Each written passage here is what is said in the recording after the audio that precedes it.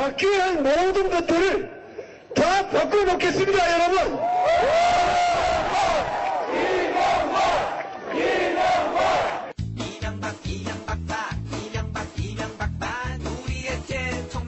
거짓 약속, 행동으로 보여야 될 때가 아닌가 저는 이렇게 생각합니다.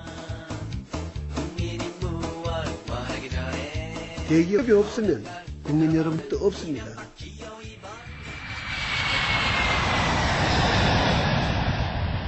서신남 노회찬과 의리남 유시민의 서공 비행.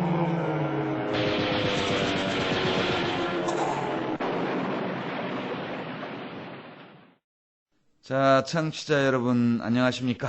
여기 저공비행 오늘 7번째 방송을 시작하려고 합니다. 네. 안녕하세요. 안녕하세요. 벌써 7번째네요. 예, 럭키세븐. 럭키세븐. 예. 오늘 우리 이제 지난 방송 6회 뒷정리를 좀 해야 되는데 네. 먼저 손님, 오늘 초대 손님 뒷좌석에 타실 분 소개하고 예. 뒷정리할까요, 같이? 뭐 우리나라 비행계의 유명한 비행 교수, 예, 우리 진중근 교수님 오늘 모셨습니다. 청와대에서 이번에 좀 꼼수를 좀 타는 것 같아요. 이런 걸 보면서 정말 황당하다.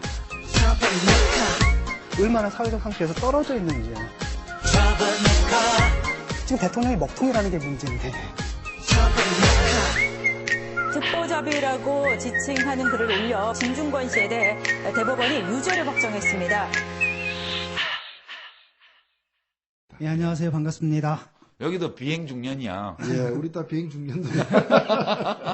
근데 우리 진중권 선생은 예, 실제로 비행기를 운전을 하잖아요. 그렇죠. 예, 그렇죠. 원래 그 저공 비행은 금지입니다. 원래 비행 규칙상 이륙 그래요? 착륙할 때 빼고는 절대 하면 안 되거든요. 아, 우리는 저기 전투기라서. 전투기라서. 우리는 전투기이기 때문에. 민항기는 안 되죠. 이제. 민항기는 민간 비행기는 저공 비행 금지돼 있다. 네, 왜냐하면은 속도가 엄청나게 빠르잖아요, 비행기가. 그렇죠. 떠 있으려면 일단 기본적인 속도를 해야 되거든요. 유지를 해야 되니까. 그런데 이제 낮게 되면은 조금만 핸들만 잘못하게 되면 사고 그냥 나니까. 바로 뭐랄까 회복할 회복할 수 없는. 회복할 수가 없이 바로 상태. 추락하는 거죠. 고도가 있으면 회복을 하는데 태원이 위험한 일종의 태원. 그러니까 전투기를 하고 계시는. 근데 우리 거죠. 진중권 선생 보니까 그 비행기 타러 필리핀도 가고 막 전에 그런 것 같은데? 예, 필리핀 갔다가요. 갑자기 이렇게 연락을 받았습니다. 예. 뭐 동양대학교 총장님이 좀 보자고 한다. 아, 그 진짜 요새 축하할 일 있어. 비행기 타다 보니까 대학에 취직도 되더라고. 예. 우리도 그러면 계속 타고 있으면 좀 오라고 할 때가 아, 우리는 이제 국회 취직해야지. 3일간 그래가지고, 비정규직으로. 예, 처음에는 좀 보통 그런 경우에 이제 하기를 해라 뭐 이런 조건이거든요. 그래서 아마 그런 게 아니겠느냐라고 시큰둥하게 답변을 했더니 그런 게 아니다 그러더라고요. 그래서 전임으로. 예, 잠시 한 이틀 정도 생각하다가 그냥 그 짐 부교수라고 싸서 들었는데. 예, 전임 아주 파격적인 조건이었거든요. 정년대까지 할 수 있고. 근데 레임덕인가 봐, 진짜. 무슨 음모가 있는 건지 이 배우에 저도 모르겠습니다. 아니, 그 전에 누구야? 배우가. 중앙대학교에서는 돈도 별로 안 주는 겸임 교수 하다가 잘린 거 아니에요. 한예종하고. 예. 근데 모르겠습니다. 무슨 그 중앙대학교 당시 총장이야말로 각하의 또 각하의 예, 뭐 예. 발가락, 손가락 정도 그렇죠. 되죠. 예. 예, 그리고 다른 건 모르겠는데 이제 황당했던 게 홍대 같은 경우인데 홍대는 세상에 아니 수강 신청 다 받아놓고 개강해가지고 9월 3일인가 잘렸어요. 예. 아니, 뭐, 자르려면 뭔 짓이든 다 하죠. 근데 결국 이제 그런 마당에 지금, 정 교수로, 말하자면 정년 보장되는 교수로 지금 스카우트 됐다는 거는 각하의 레임덕이 심각하다는 증거지. 그렇죠. 뭐 이제 손이 안 미치는 곳이 이제 혈관에 이제 피가 통하지 않는 피가 이제 닿지 않는 곳들이 자꾸 생겨. 각하 영이 안 통하는 지역들이 생기는 거죠. 아, 그 노정권의 덕을 봤다는 누구 말이 맞나 본데. 아, 진중권 선생 부인하지만, 그건 리버럴한 정권이 서 있으면 소신껏 사는 사람은 확실히 괜찮은 거예요. 예. 근데 하여튼 그 좀 억울하잖아요. 저는 맨날 저 사실 여기 계시지만 우리 둘이 얼마나 싸웠습니까? 아니, 일방적으로 진중권 교수가 나를 괴롭혔지. 내가 싸운 건 못된 짓 아니에요. 많이 하셨지. 나 요번에 틀어버릴 거예요, 요번에. 자, 우리 진중권 선생은 15년 비정규직 교수를 드디어 면하고 예. 이번 신학기부터 정규직이 됐습니다. 경상북도 영주시에 있는 동양대학교의 교수로 무슨 과목 하세요? 일단 교양학부니까요. 일단 미학 강의하고 또 하나가 이제 초청 강연을 조직을 해야 되는데 아하. 그래서 지금 두 분 사실 품앗이하러 내가 한번 나와드리면 예, 이제 두 분을 제가 끌어당길 오늘 수가 있기 진중권 선생 때문에 출연에는 옵션이 걸려 있습니다. 아, 그렇습니까? 예. 그 학교 또 가야 되네. 예. 그리고 또 저기 한번 오시죠. 예, 저도 한번 가겠습니다. 예, 좋습니다. 그 동양대학교가 그 부석사 예. 또 이제 이 소수서원 예. 등등 아주 유명한 그런 우리 조상들의 유적지 가까운 데 있어요. 예. 가보셨어요? 아직은 못 소수서원? 가봤죠. 뭐 가서 학교 가가지고 예. 뭐 오리엔테이션, 교수 오리엔테이션 이런 거 좀 받고 예. 지금 서류하러 지금 뛰어다니는 중이거든요. 근데 강사를 워낙 여기저기서 했잖아요. 네. 그래서 하루는 이제 택시를 타고 아, 네. 막 돌았는데 하루 종일 돌았는데 4군데를 돌았거든요. 근데 누가 얘기하기를 요즘은 이제 주민센터 가면 다 띄워준다 그러더라고요. 진짜 얘기하지. 아, 그걸 직접 따로. 예, 그래서 아, 갔더니 8군데를 했는데 6군데가 오더라고요. 근데 2군데는 또 가야 됩니다. 예. 경력 증명 때로. 네. 자, 이제 오늘 우리 뒷좌석에 태울 분 모셨고요. 예. 그 우리 이 녹음실 지금 어느 조그만 회사에 녹음실을 지금 빌려 쓰고 있는데 예. 혹시 도청되는 거 아닌가 모르겠어요. 아, 지난번에 예. 우리가 그 핵 마피아. 예, 그거 해서 예.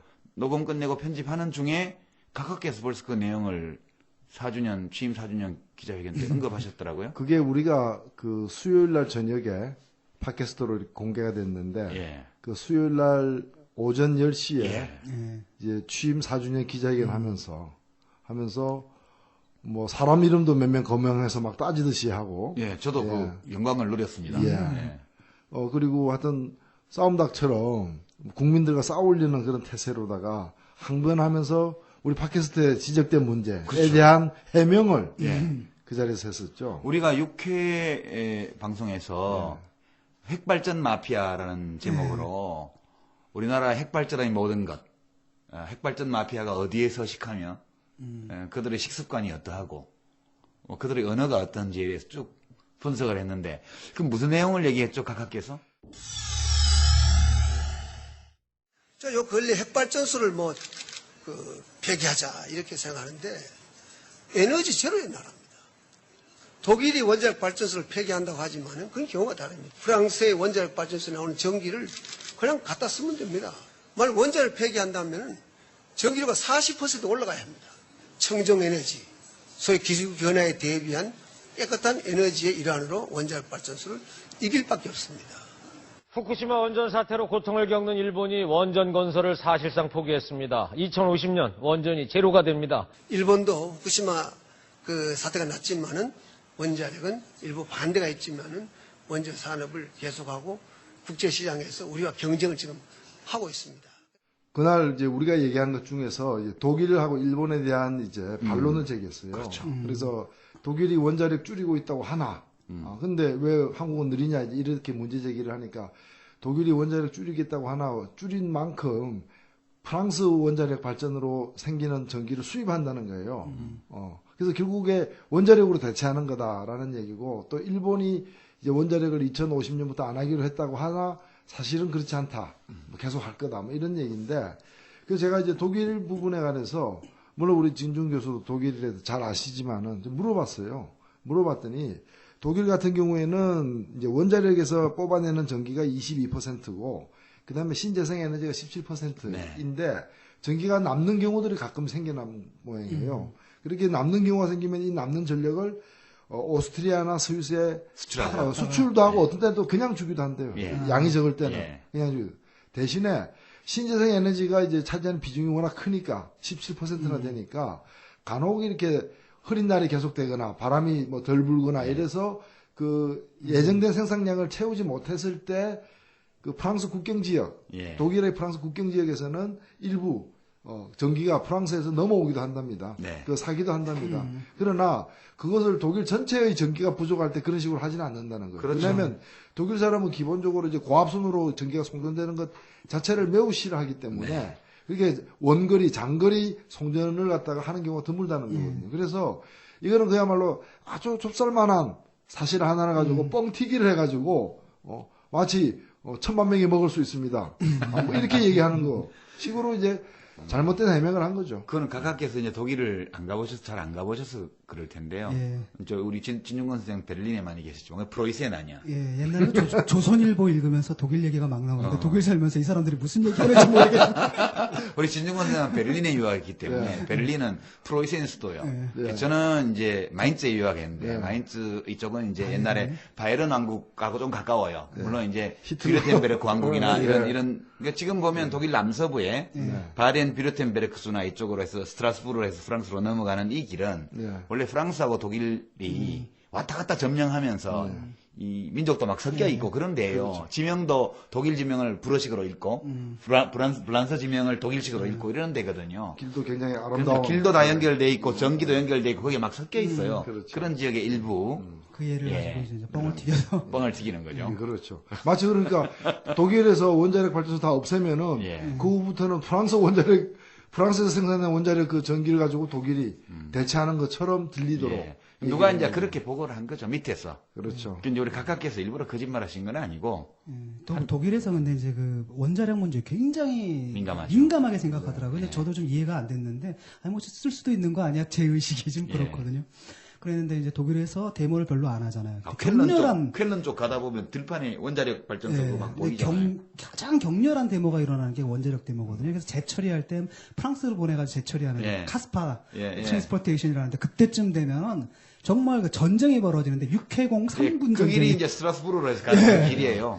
완전 사람들 철로에다가 막 쇠사슬로 다 묶어서 그렇죠. 있고 그다음에 철로 밑에다 굴을 파고 들어가요. 오소리처럼 한 사람만 딱 들어갈 수 있는 굴을. 그러니까 기차가 지나가면 무너져서 죽을 수밖에 레일에 없거든요. 뭐 이렇게 엮고 볼트 너트 뭐. 뽑고 예. 뭐 전선 끊고 이런 걸 다 하는데 근데 이제 재밌는 건 뭐냐면 이제 사람들한테 물어봤는데 왜 그러느냐라고 했더니 이런 식으로 원자력 비용을 증가시킨다는 그렇죠. 거예요. 생산비를 올리는 거죠. 생산비를 올려가지고 포기하게 만들겠다. 근데 그게 가능한 게 우리 이야기하다 보니까 계속 이제 저 UK 뒷정리인데 독일 연방헌법재판소에서요. 독일어로 시츠블로카데 그러니까 몸으로 하는 연좌농성 이거를 처벌하는 것을 위헌으로 결정했어요. 그게 90년대 중반인데 그러니까 사람이 자기 몸에 신체의 자유가 있기 때문에 어디 가서 눕히든 그건 자유라는 거예요. 네. 철로 위에 눕든 도로상에 눕든 그것을 형법으로 처벌하는 것은 위헌이다. 이렇게 결정이 나서 그 시위할 때 보면 이 철로 위에 쫙 수백 명이 눕죠. 누우면 경찰이 와서 드러냅니다. 하나씩 네 하나씩. 명이 한 사람씩 그렇지. 팔다리 팔다리 하나씩 잡고 하나씩 드러내는데 잡고 버둥거리면 입건돼요. 네. 버둥거리면 공무집행방해야. 그게 참 우리나라 분들이 잘못 알고 있는 게 그런 경우에는 처벌하는 게 당연하다. 예, 예. 뭐 기차 다니고 이제 예, 예. 이렇게 그렇게 생각하잖아요. 우리나라에서 많은 분들이 생각하는 것 중에 하나 뭔가 하면 뭐 불법이면 공권력 행사해야지인데 예. 유엔 경제사회 이사회에서 우리나라 이제 노동조합 파업이라거나 이런 부분과 관련해 가지고 비록 법을 어겼다 하더라도 그것이 어떤 그 기본권적 요구와 관련돼 있을 때는 공권력 투입해가지고 강제 해산하지 말라는 예. 게 예. 인권 권고사항이에요. 아니 독일은 그거를 이제 끌어낼 수는 있어요. 예컨대 트랙터로 길을 막았거나 이러면 불법이야. 근데 자기 몸으로 막는 것은 불법이 아니기 때문에 경찰관이 드러낼 때 저항을 하면 공무집행 방해가 되고 네. 가만히 들려나가면 경찰이 한 50m 들고 가서 네. 거기다 이제 퍼놔요. 그럼 조용히 자기 가방을 챙겨서 누워있는 그 맨 뒤쪽에 가서 또 누워요. 그러니까 경찰이 계속 저쪽에서 특수차량이 이제 해길료를 싣고 기차 레일 위로 오면 예. 그게 1m씩 가요. 그래가지고 오늘 몇 메타 접근했다. 하루에 뭐 몇 하루에 몇 메타 가요. 접근했다. 예. 이런 식이거든요. 너무 재밌어요. 예, 그게. 그게 이제 규칙을 합의를 하고 네. 그 규칙에 따라서 방해하고 경찰은 드러내고 이렇게 하는 건데 하여튼 그건 뭐 저 다른 나라 얘기고 지금 일본도 우리가 지금 육해에서 그 핵발전 마피아 할 때 우리 이현석 에너지 정의행동 대표가 나와서 네. 일본에 지금 그 원자력 핵발전소가 2기 제외하고 올 스톱 상태라 그랬잖아요. 네. 이제 안전점검하고 나서 합격이 안 돼서 다 스톱인데 어제 하나가 떠섰더라고. 네. 연기 나가지고. 연기 나가지고. 예. 예. 그럼 한 개 남았어 지금. 그렇죠. 근데 한 개밖에 안 남았죠. 후쿠시마 사고에도 불구하고 일본은 원전을 계속한다는 각하의 말씀은 어디서 온 거죠? 그러니까 지금 뭐 청와대만 보는 어떤 방송이 따로 있고 청와대만 보는 신문이 따로 있나 봐요. 옛날에 우리 국민들이 아는 거하고는 완전 다른 거죠. 독일 영화 제목 그거 뭐죠? 자기 아버지가 뭐 병 걸려서 죽게 다 됐는데 독일 통일이 됐는데 서독한테 흡수 통합된 거 자기 아버지 공산당이 굿바이 레닌 아니에요? 그 레닌 동상만 굿바이 레닌? 나오는 거. 예, 그 굿바이 레닌인가. 예, 그래서 굿바이 레닌, 예. 그 자식들이 텔레비전 화면을 완전 조작해가지고 조작해가지고. 예, 혹시 그런 거 있는 거 아닐까 청와대? 트루만 쇼 같이. 예, 트루만 쇼처럼. 근데 일본 같은 경우에 저는 이제 아내가 있잖아요. 예. 독일에 있는데 이제 아, 겪고 예, 잘 있어요? 예, 패닉 상태라 그러더라고요, 국민들이. 그래가지고 어떤 게 문제가 되냐면은, 그 후쿠시마 지방에서 나온 쌀을 먹어야 되느냐 마느냐 가지고 먹어야 남편과 아내가 막 싸우는데, 우리 이제 처제하고 그 남편이죠. 그 남편은 약간 우익적이에요. 예, 사고방식이. 먹자. 먹고 죽자. 이게 이제 살리려면, 일본이 살려면 이걸 먹어야 된다라고 하는 거고, 엄마 입장에서는 애들한테 이걸 먹일 수는 없는 거거든요. 그러니까 우리 그 방사능은 비타민이 광우병 아닙니다. 방사능은 비타민이 아닙니다. 그래가지고 그것 때문에 굉장히 갈등들도 많고, 또 이렇게 괴담들, 그 중엔 또 일본은 뭐 타당한 얘기도 있고. 그 또 교코 괴담도 형부가 있고, 예. 그 먹고 죽자라는 주의란 말이에요. 그러니까 우리가 살려야 된다, 경제를. 그러니까 남자들은 좀 그렇잖아요. 이렇게 그런 문제. 아니 보니까 그때 저 우리 진중권 선생 부인이 이 교코 여사인데 그 생선회 좋아하시던데 예. 일본서 요새 저 요즘 바다 못 오염돼서 먹죠. 굉장히 그러니까 내가 생각하는 것 이상으로 공포감이 있어가지고요. 그 웬만한 음식들한테 그 지방에서 나온 건 거의 안 먹는다. 한국상 생선으로 회 한번 대접해야 되겠는데 언제 한국 안 오시나? 올 겁니다. 오시면 연락 주세요. 약속하셨습니다. 예. 이번에 제가 살게요. 아, 예, 고맙습니다. 하여튼 그 각하께서 어떻게 하셨는지 네. 우리가 저녁에 업로드 한다는 것을 미리 간파하시고 아침 기자회견에서 미리 방어막을 다 치셨어요? 뭐 알려면 알 수가 있죠. 사실. 연필이 조사 좀 해봐야 되겠어. 저기 뭐랄까 프락치가 있는 거. 예, 우리 스태프들이 좀 수상해. 아 그리고 한국의 그 수사기관들이 예. 그 이 건물 바깥에서 예. 건물 바깥에서 이제 전부 붙여가지고? 엄퍼 쏘아가지고 유리창 진동을 오. 갖다가 읽어내는 그런 그 장비를 다 갖고 있습니다. 그 영화에나 나온다던데. 아니요, 그거 뭐 이미 오래전부터 갖고 있다고 그래요? 자랑하는 걸 직접 들었어요.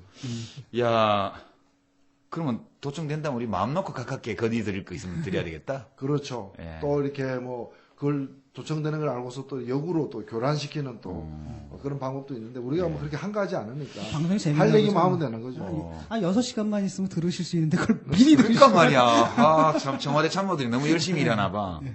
아니 그러고 이제 우리 방송을 즐겨 몰래 들으시고 이제 그 감사 표시를 하시려면 우리 둘의 이름을 한꺼번에 얘기해 주든가 하셔야지. 제 이름만 딴 분들하고 끼워서 거기서 거명하면 상당히 곤란한데. 아, 뭐 제 이름까지 얘기하려면 힘들 거예요. 그래요. 예, 별로 이렇게 반박할 게 별로 없으니까.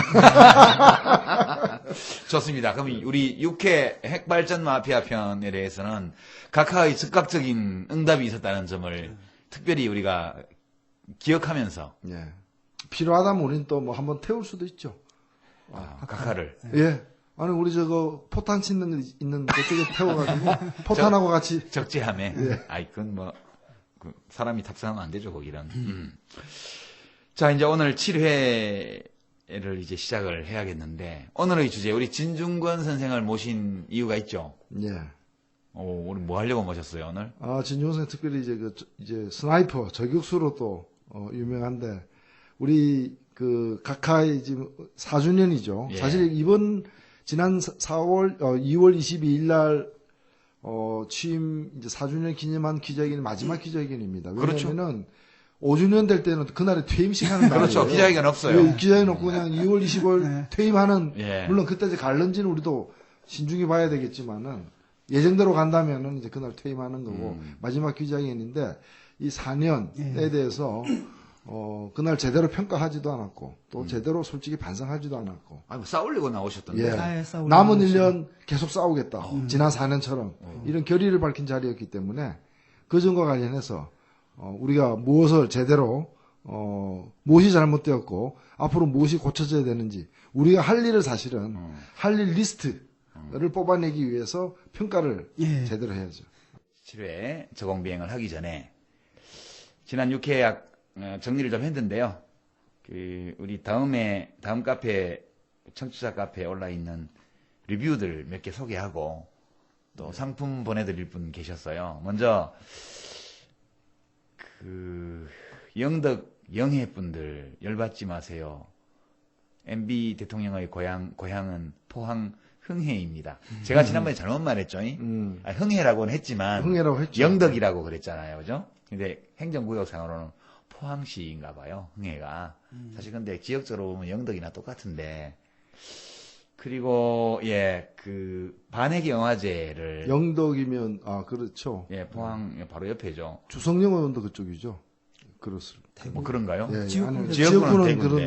그런데 그쪽이 고향이 이제 그쪽이 반문화가 좀 미비해서 이제 대한민국의 반문화 진작을 위해서 대구로 이렇게 오셨던 분인데 안타깝습니다. 앞으로 그분이 국회에 안 계시면 반문화는 누가 진작하나. 예, 그래서 대구역에 딱 내려가지고 왼쪽을 딱 보면 제일 먼저 들어오는 게 예. 국회의원 주소문 동대구역 앞에. 그거거든요. 예. 그래서 항상 대구의 반문화를 떠올렸는데 이제 그 간판이 철거되면 예.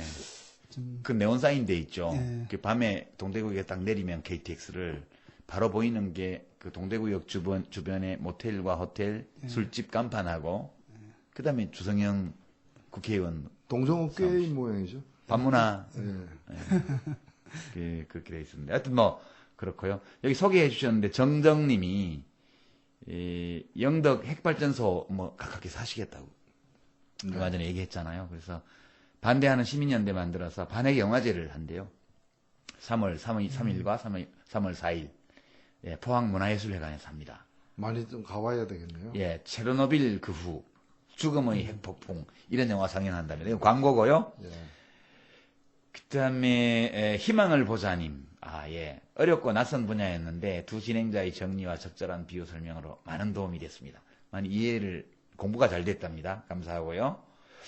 그다음에 통합진보당이 탈핵 로드맵에 대한 그런 구체적인 대안, 현실적인 폐기물 처리, 에너지 대안 이런 거를 세워야 되는데 통합진보당에 그런 게 있냐 궁금하다. 저희 홈페이지를 참고해 주시기 바랍니다. 강계원님, 7년 전부터 네팔에 사신대요. 요즘 건조한 시기라서 하루에 14시간 내지 16시간 동안은 전기가 안 들어온답니다. 그래서 여기 핵발전소 하나 세우면 좋겠다 이런 생각했는데 지난번 방송을 듣고 나니까 생각이 바뀌었다. 대대손손 잘못하면 치명적이고 엄청난 부담을 안게 되는데 다시는 입에 담지 않겠습니다. 이렇게 얘기해 주셨고요. 강아지 엄마님 하고 알커리님 두 분께는 우리 저와 노회찬 우리 대변인의 저자 사인이 들어있는 책을 한 권씩 보내드릴 겁니다. 꽤 긴 리뷰를 주셨는데요. 강아지 엄마님이 올려주신 리뷰 거를 이렇게 보니까 노회찬님 목소리, 유시민님 목소리 듣고 핵마피아 편 듣고 열받아서 글을 썼다고. 이런 만행을 차라리 몰랐더라면 정신적으로 편안했을 텐데 이런 생각도 하셨다네요. 죄송합니다. 원래는 민주통합당을 지지하시는 분이랍니다. 그런데 요새 정책적인 면에서 통합진보당을 더 지지하게 되었다. 저공비행 때문이 아닐까요? 이렇게 주셨습니다. 나머지 당을 지지자를 이렇게 뺏어와서 하여튼 뭐 환영합니다. 저희 쪽으로 오셔서. 유시민 선생님의 특기 아니에요? 그게?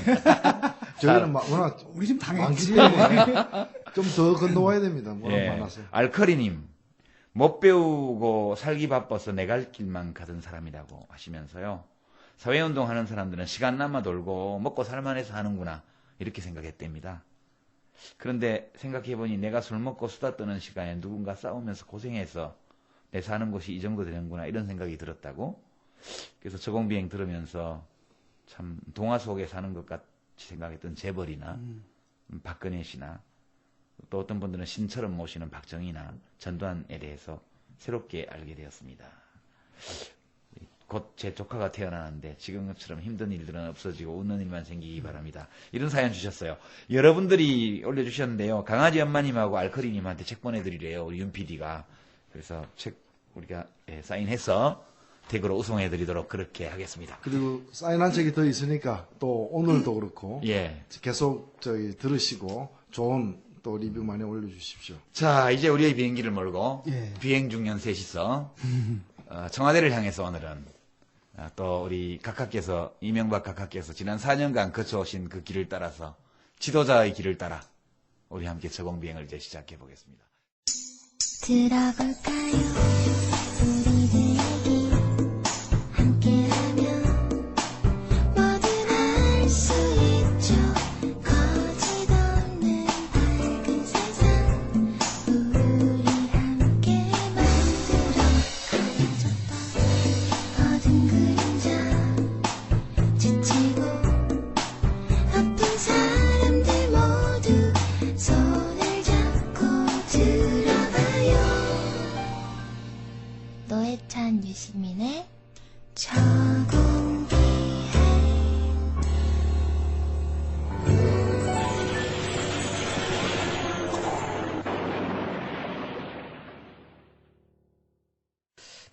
요번에 그럼 들어봤거든요. 잠깐. 굉장히 짧더라고요, 문 자체는. 그 전문 자체는 굉장히 짧고, 그 다음에 기자들하고. 기자회견. 근데 일단, 우리가 가장, 기대했던 건 이제 사과잖아요. 그리고 원래 그 광고도 예고편도 사과할 거라고 나가갔거든요. 근데 사과가 없어요. 사과는 없고 할 말이 없다 그러더만.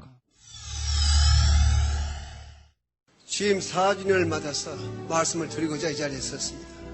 취임 첫해 세계 경제위기가 그렇게 크게 닥치리라고는 아무도 예상치를 못했습니다. 이러한 일은 세계 경제사에 일찍이 없었습니다. 물론 우리만의 위기를 맞은 것은 아니지만은 서민 생활이 더 어려워지지 않을까 하는 생각에 하루도 마음 편할 날이 없습니다. 고맙습니다. 할 말이 없다라고 하는데, 저야말로. 가슴이 아프다 그랬어요. 가슴이 아프고. 어디가 아프냐에 대해서 얘기가 그 뭐 잠을 병원에 못 잔다. 그러니까 병원 간 것도 아닌데 어디가 아프다. 뭐 아니, 이제 사실, 어디가 불편하다. 할 말이 없고, 아니, 그러니까 가슴이 아프고 말이에요. 잠을 못 자는 건 국민들이거든요. 열통 터지고. 그것까지 자기가 다 해버리면, 우리야말로 정말 할 말이 우리는 어쩌라고 뭘 이런 하라고. 말이죠. 그런 게 있었고, 뭐, 아주 독특한 그분의 특성인 것 같아요. 그 나름대로 그건 이제 사과를 했다라고 하는데, 예. 분명하게 사과를 안 하고, 그 다음에 또 남 탓이더라고요, 결국은. 경제 부분도 결국 남 탓이에요. 뭐 외환위기가 왔는데 어쩌고저쩌고, 뭐 이런 식이고. 그러니까 경제가 어려운 건 미국 탓. 그죠? 그 다음에, 한미 FTA가 이렇게 날치기로 막 하고 이렇게 어려고 오래 걸린 거는 노무현 탓. 그 다음에 뭐, 독소조항 같은 거 넣어서 합의를 해놔서 그렇다는 거 아니에요? 그죠? 그 다음에 해군 기지 강정마을에 잘 안 되는 거는 한명숙 탓, 뭐. 아니, 근데 그러니까 또 재밌는 건 이름을 아주 구체적으로. 예, 유시민 탓, 이른바 유시민 탓, 이해찬 친노세력. 탓, 뭐 이렇게 다 탓이더라고. 그래서 우리가 오늘 각하 4주년, 그 기자회견을 듣고, 원래 지도자가 기자회견을 하시면, 우리 같은 민초들은 감복해서 그 얘기를 잘 들은 다음에, 어떤 반응을 보여드려야 되잖아요. 감동의 눈물을 흘린다든가, 뭐 저주의 악다구니를 쓴다든가, 뭐 반응이 있어야 되는데, 지금 우리 진중권 선생 총평이 자기 혼자 다 해버리면 국민들은 뭐 하냐. 이게 지금 북치고 총평이었어요. 장구치고 다 하니까. 노회찬 우리 소신남께서는 어떻게 보셨어요? 예, 저는 새누리당, 그게 구한나라당 그 부대변인이 기자회견 하는 걸로 알았어요. 그럴 때 보면 주로 뭐 상대방, 네. 그 정치인들, 지도부들 이름을 갖다 거명해가지고 말꼬리 잡아가지고 이랬니 저랬니 옛날에 이렇게 말해놓고 지금 이렇게 말하냐. 대변인도 사실은 대변인 정도 되면 그렇게 얘기 못 합니다. 정확하게 얘기를 하는 거지. 논객하시려나? 저랑 한번 붙어봅시다, 나중에. 그 10분 토론이나 뭐 9분 토론이 나오려고 100분까지는 못 버틸 것 같으니까. 나중에 퇴임하시고 나서 시사평론가로 데뷔하시려고 준비하시는 거 아닌가? 그러니까요. 재밌을 것 그럼 같아요. 우리 어떡하지 그러면? 어? 우리 밥그릇 다 뺏기겠는데. 아니, 재밌을 것 같지 않아요? 오히려 이제 상대가 생기게 되면. 먼저 시작할 때요. 네. 우리 맨날 이렇게 사격만 하니까 조금 안 좋은 것 같아요. 네. 그래서 이 빵빠레 축포도 좀 터뜨리고 해야 될 것 같은데, 지난 4년간 우리 이명박 대통령 각하께서 그래도 잘하신 일이 있지 않겠어요? 뭔가라도? 사실 우리가 예의상 칭찬부터 먼저 해야. 그거 안 하면 우리 너무 까칠하잖아. 그렇죠. 그리고 또 우리 성격도 그렇잖아요. 예. 칭찬부터 먼저 안 하면은 잠이 안 와. 잠이 안 와. 가슴이 아프고 그렇죠. 예. 제가 최근에 어떤 시사 프로에 나가면서 그런 생각을 했어요. 그래도 비판을 많이 하게 될 텐데 첫 마디는 칭찬을 해야 되겠다. 그래서 제가 트위터에다가 이명박 정부 4년 동안 잘한 일 하나 좀 추천해 달라고 이렇게 했습니다. 예. 욕 태백이 들었습니다. 뭐라고요? 왜요? 아니 있는 걸 내놔라 그래야지. 존재하지 않는 걸 왜 내놔라 그러느냐부터 시작해서 막 그 다음에 이제 제일 잘했다고 하는 게 보면 다 못한 것들이. 예. 그래서 저는 이거는 그래도 잘했다. 못한 게 더 많지만 잘한 게 한두 가지는 있다라고 얘기할 줄 알았거든. 근데 전부 다 보면 뭐 잘했다는 게 뭐 앞으로 정치에 관심을 갖도록 해줘서 고맙다. 뭐 다시는 저는 그거는 본의 아니게 잘한 거지. 그러니까 반면교사. 역행보살. 그런 거죠. 한 가지 그런 거죠. 뭐 있죠. 좀 이렇게 저희가 볼 때는 이제 환경의식이 굉장히 뛰어나신 분 같아요. 우리가 지금 재원들을 마음대로 갖다 버려 쓰고 그러잖아요. 근데 이분이 그 리사이클링 정책, 회전문 인사로 그러잖아요. 회전문 인사. 썼던 사람 또 쓰고. 임태희 노동부 장관이 대통령 비서실장으로 내정된 것과 관련해서 이명박 대통령의 인사 고질병인 회전문 인사라고 주장했습니다. 우리나라 같은 북도 야당 국회의원이 정부에 입각해가지고 일이 될 거라고 봅니까? 안 되면 또 그다음에 왜 그런 인사를 해가지고 또 그렇게 하느냐 또 이렇게 할 겁니다. 참 지적을 하시는 분이 있는데 그 지적을 다 감안하려면 배가 산으로 가듯이 그렇게 될 가능성이 있습니다. 어쨌든 이런 식의 사실은 갖다 버려야 할 인사들을 또 다시 쓰는 이런 인적 자원 식의- 재활용. 예, 인적 자원 재활용 이런 부분에서 우리가 환경의식을 좀 본받아야 될 것 같고요. 또 다른 한편으로는 나이 먹는 거 우리가 싫어하잖아요. 예. 저 4년 동안 나이 먹기를 바랬습니다. 시간이 가면서 달력 뜯는 4주년, 재미로 살아. 4주년, 달력 이제 뜯는 1년 재미로 남았다. 살아.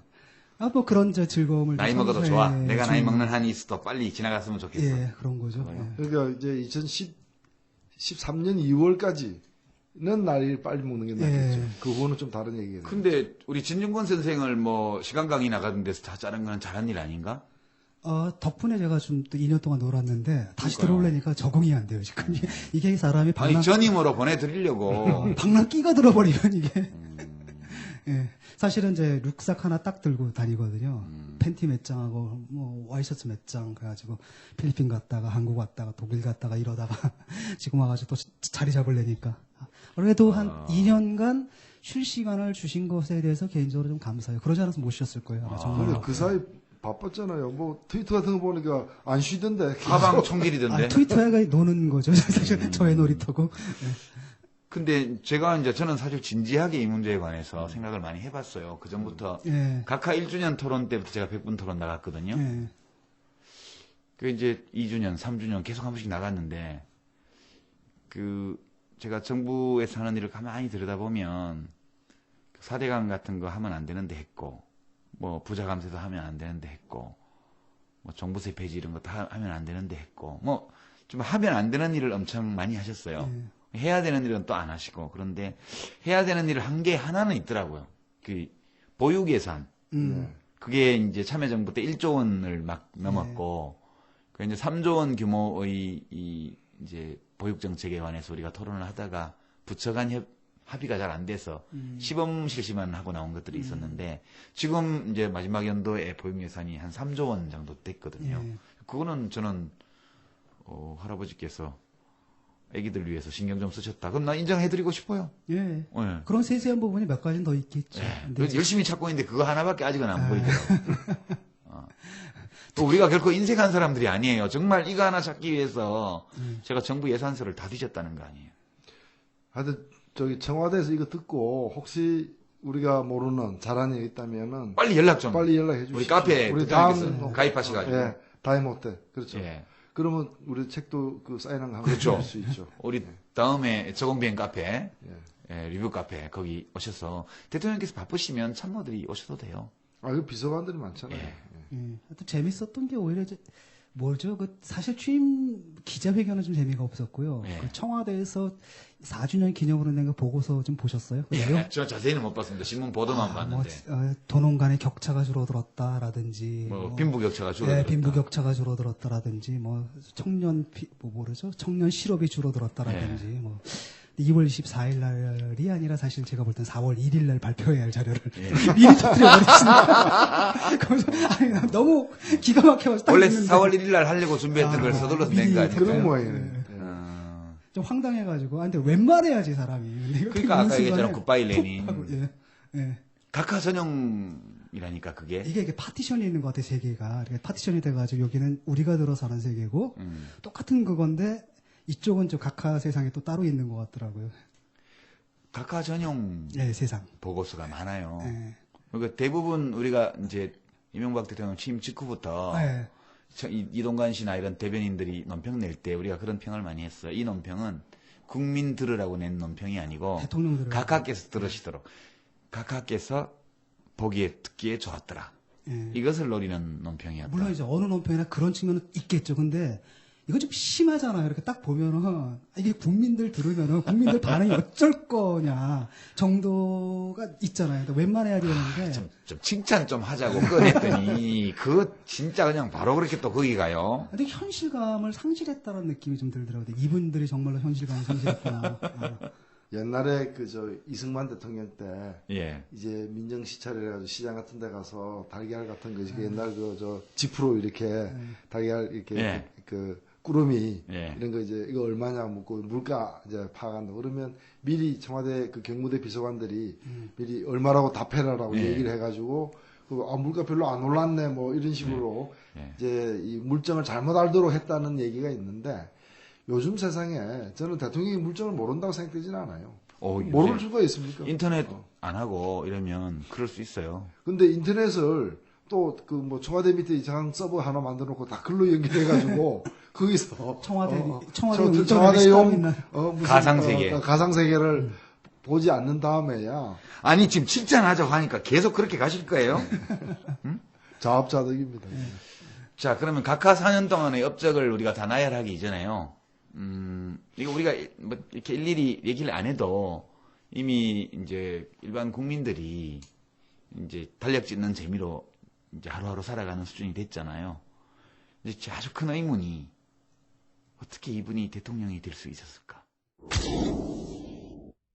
이명박 후보와 함께했던 747 유세단 등 수많은 지지자들이 이명박 후보 이름을 부르며 축하하고 있습니다. 자신을 지지해준 것에 대해 감사를 표하고 있습니다.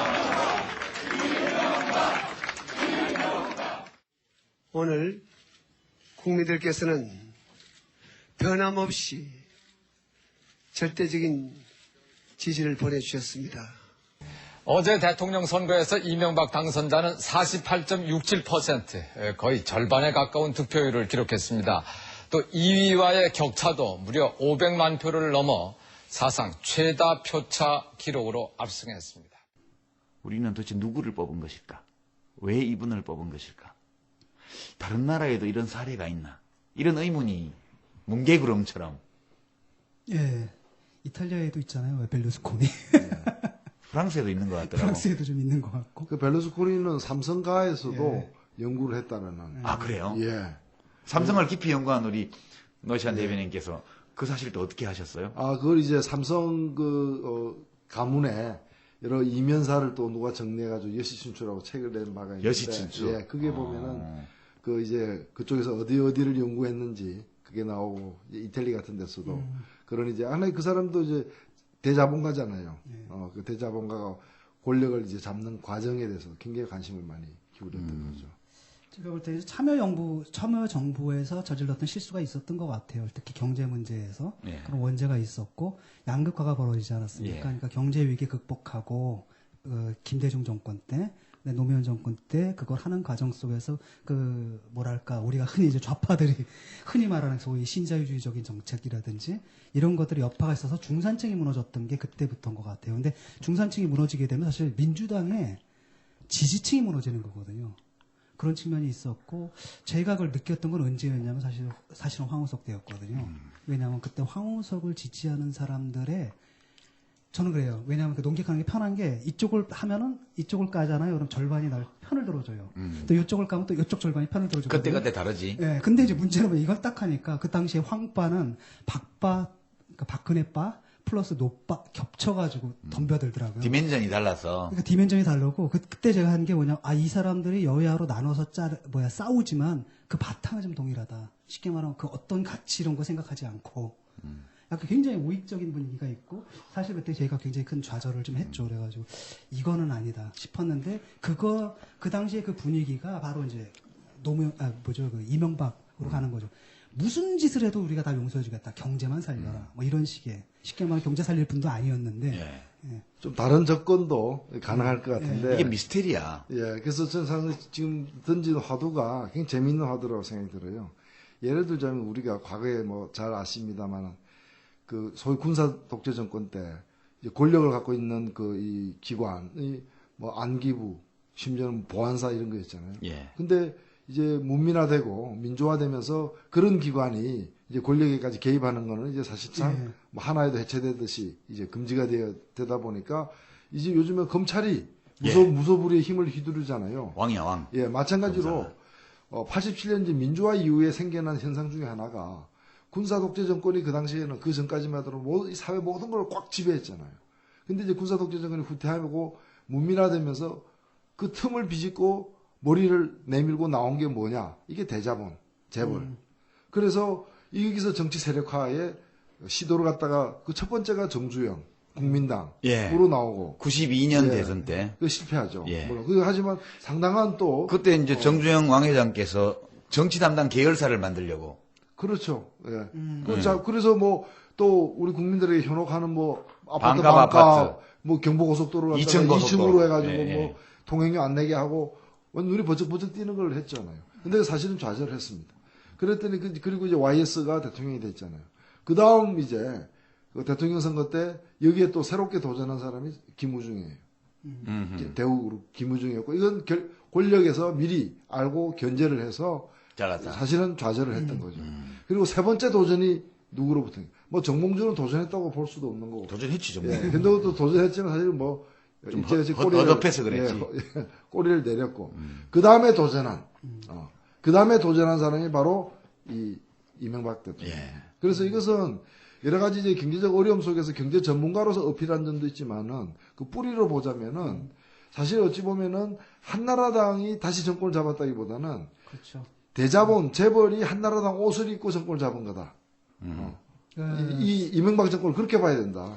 노무현 대통령의 예. 그래서 지금 우리가 더 잘 봐야 될 게 이게 지금 당이 한나라당의 새눈이로 변했지만은 다가오는 선거에 또 누가 그러면은 어느 CEO가 나타나냐? CEO가 아니라 이미 옛날에 우리하고 결별했던 우리가 결별한 지 79년도면 몇 년입니까? 30년 전에 우리하고 헤어졌던 영원히 다시는 안 나타날 줄 알았던 박정희. 33년. 예, 박정희 후예가 이번에 또 새누리 옷을 입고 또 나타나는 거예요. 그러니까 여기 이쪽이 보면은 잘 봐야 돼. 이게 지금. 제가 21살 때인데 지금 54시 됐잖아. 그러니까. 그때도 퍼스트 레이디였죠. 그때 퍼스트 레이디인데. 이제는 또 퍼스트. 얘기가 좀 빗나가지만 그날 박정희 대통령이 이제 살해당한 날 10월 26일이었고 10월 27일 새벽 5시 뉴스에 제가 대통령 유고라고 들었단 말이에요.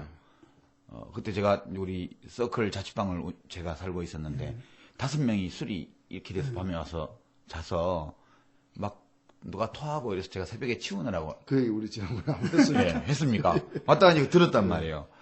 그러니까 그게 10월 27일 토요일 새벽이었어요. 근데 그때 그 우리 자취하던 그 달동네 집 아주머니가 주인 아주머니가 이 태극기 이 조기를 개항하러 나와서 저보고 학생들 너무 좋아하지 말아요. 사람이 죽었는데 이러면서 웃더라고. 그 기억도 나고요.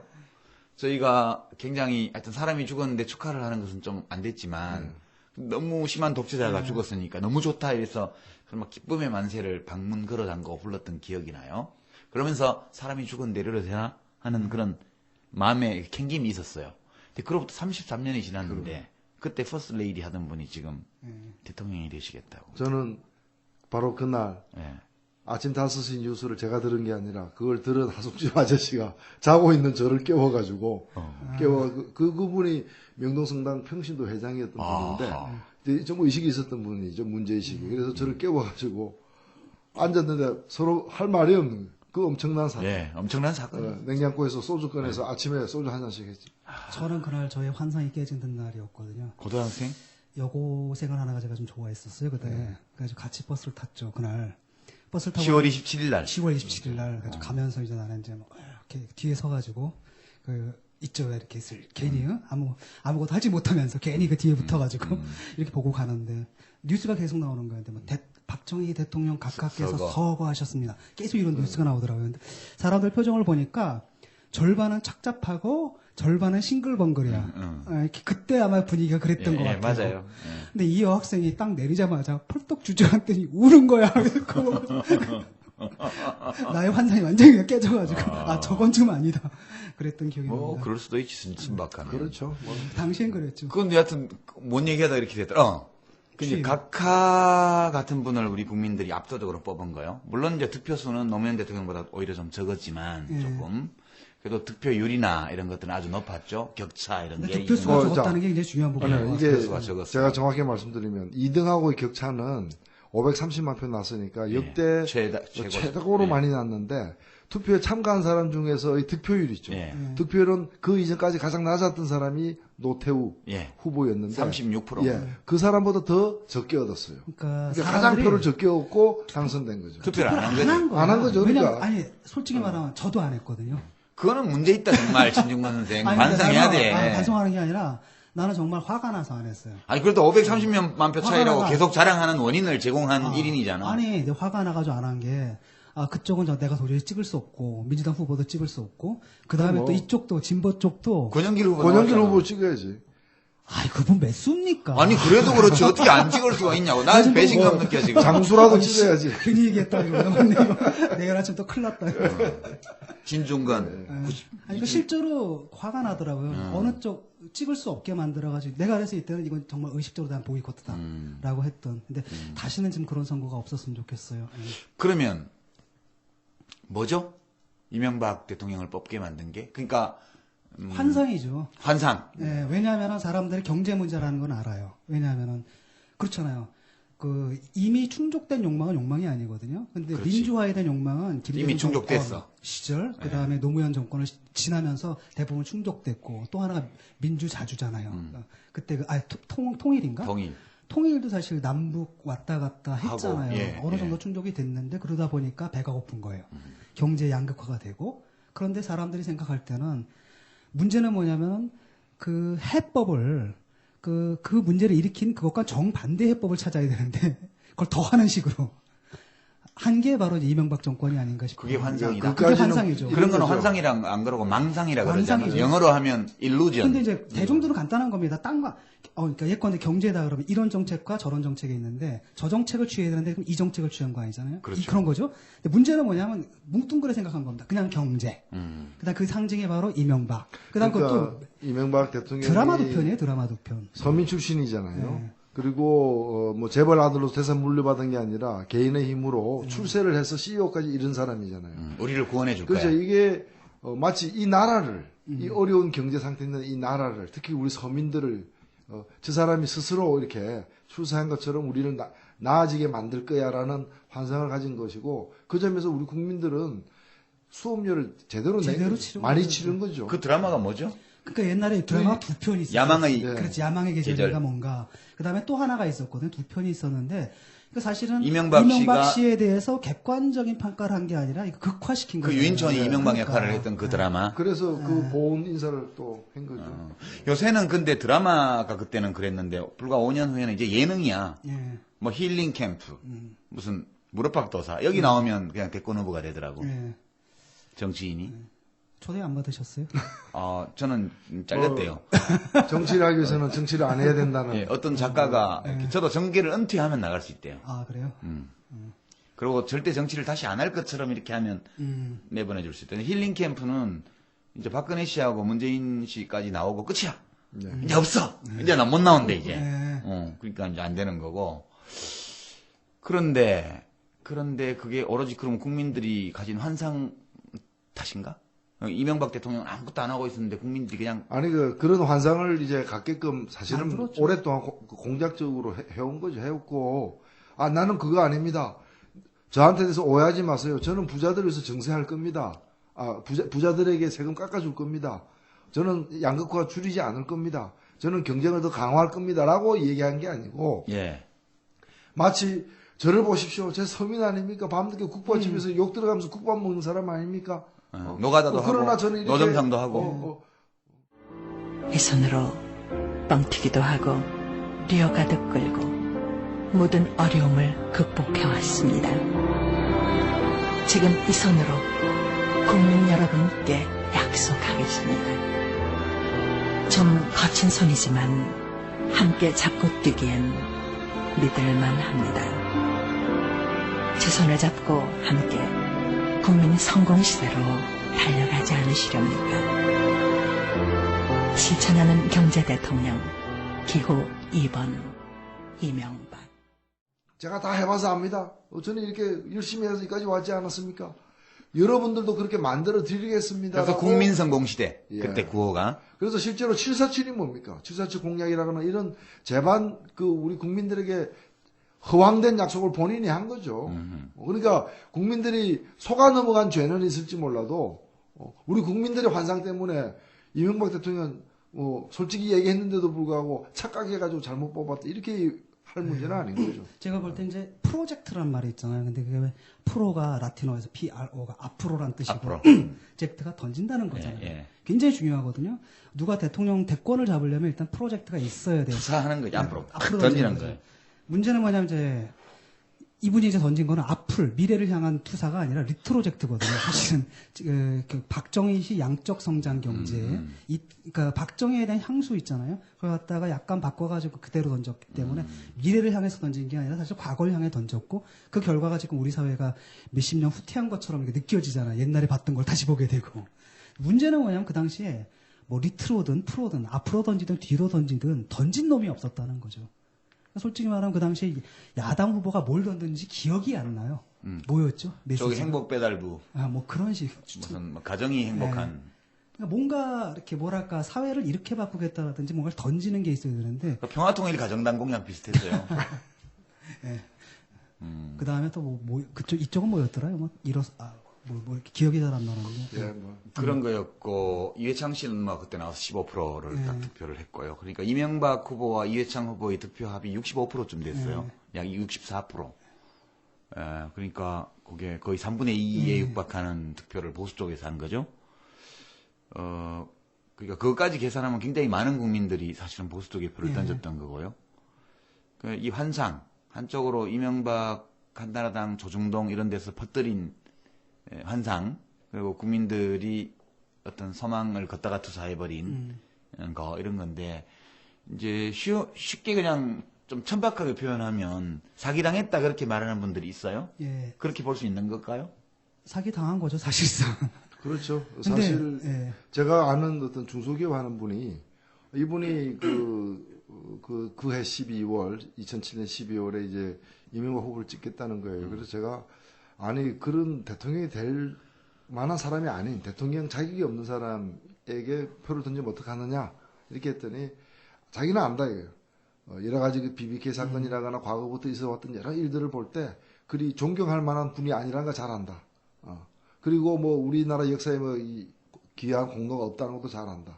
그러나 지금 경제가 이렇게 힘든데 이 경제를 조금이라도 일으킨다면은 나머지는 다 눈 감아줄 수 있다. 근데 이분이 저한테 그 얘기를 한 사람이 그 2월 25일 그러니까 이제 대통령 취임할 그 무렵에 이미 인수위 2달 하는 거 보고 그렇죠. 아 이거 아니구나. 중소기업 하는 사람 입장에서도 이건 아니구나.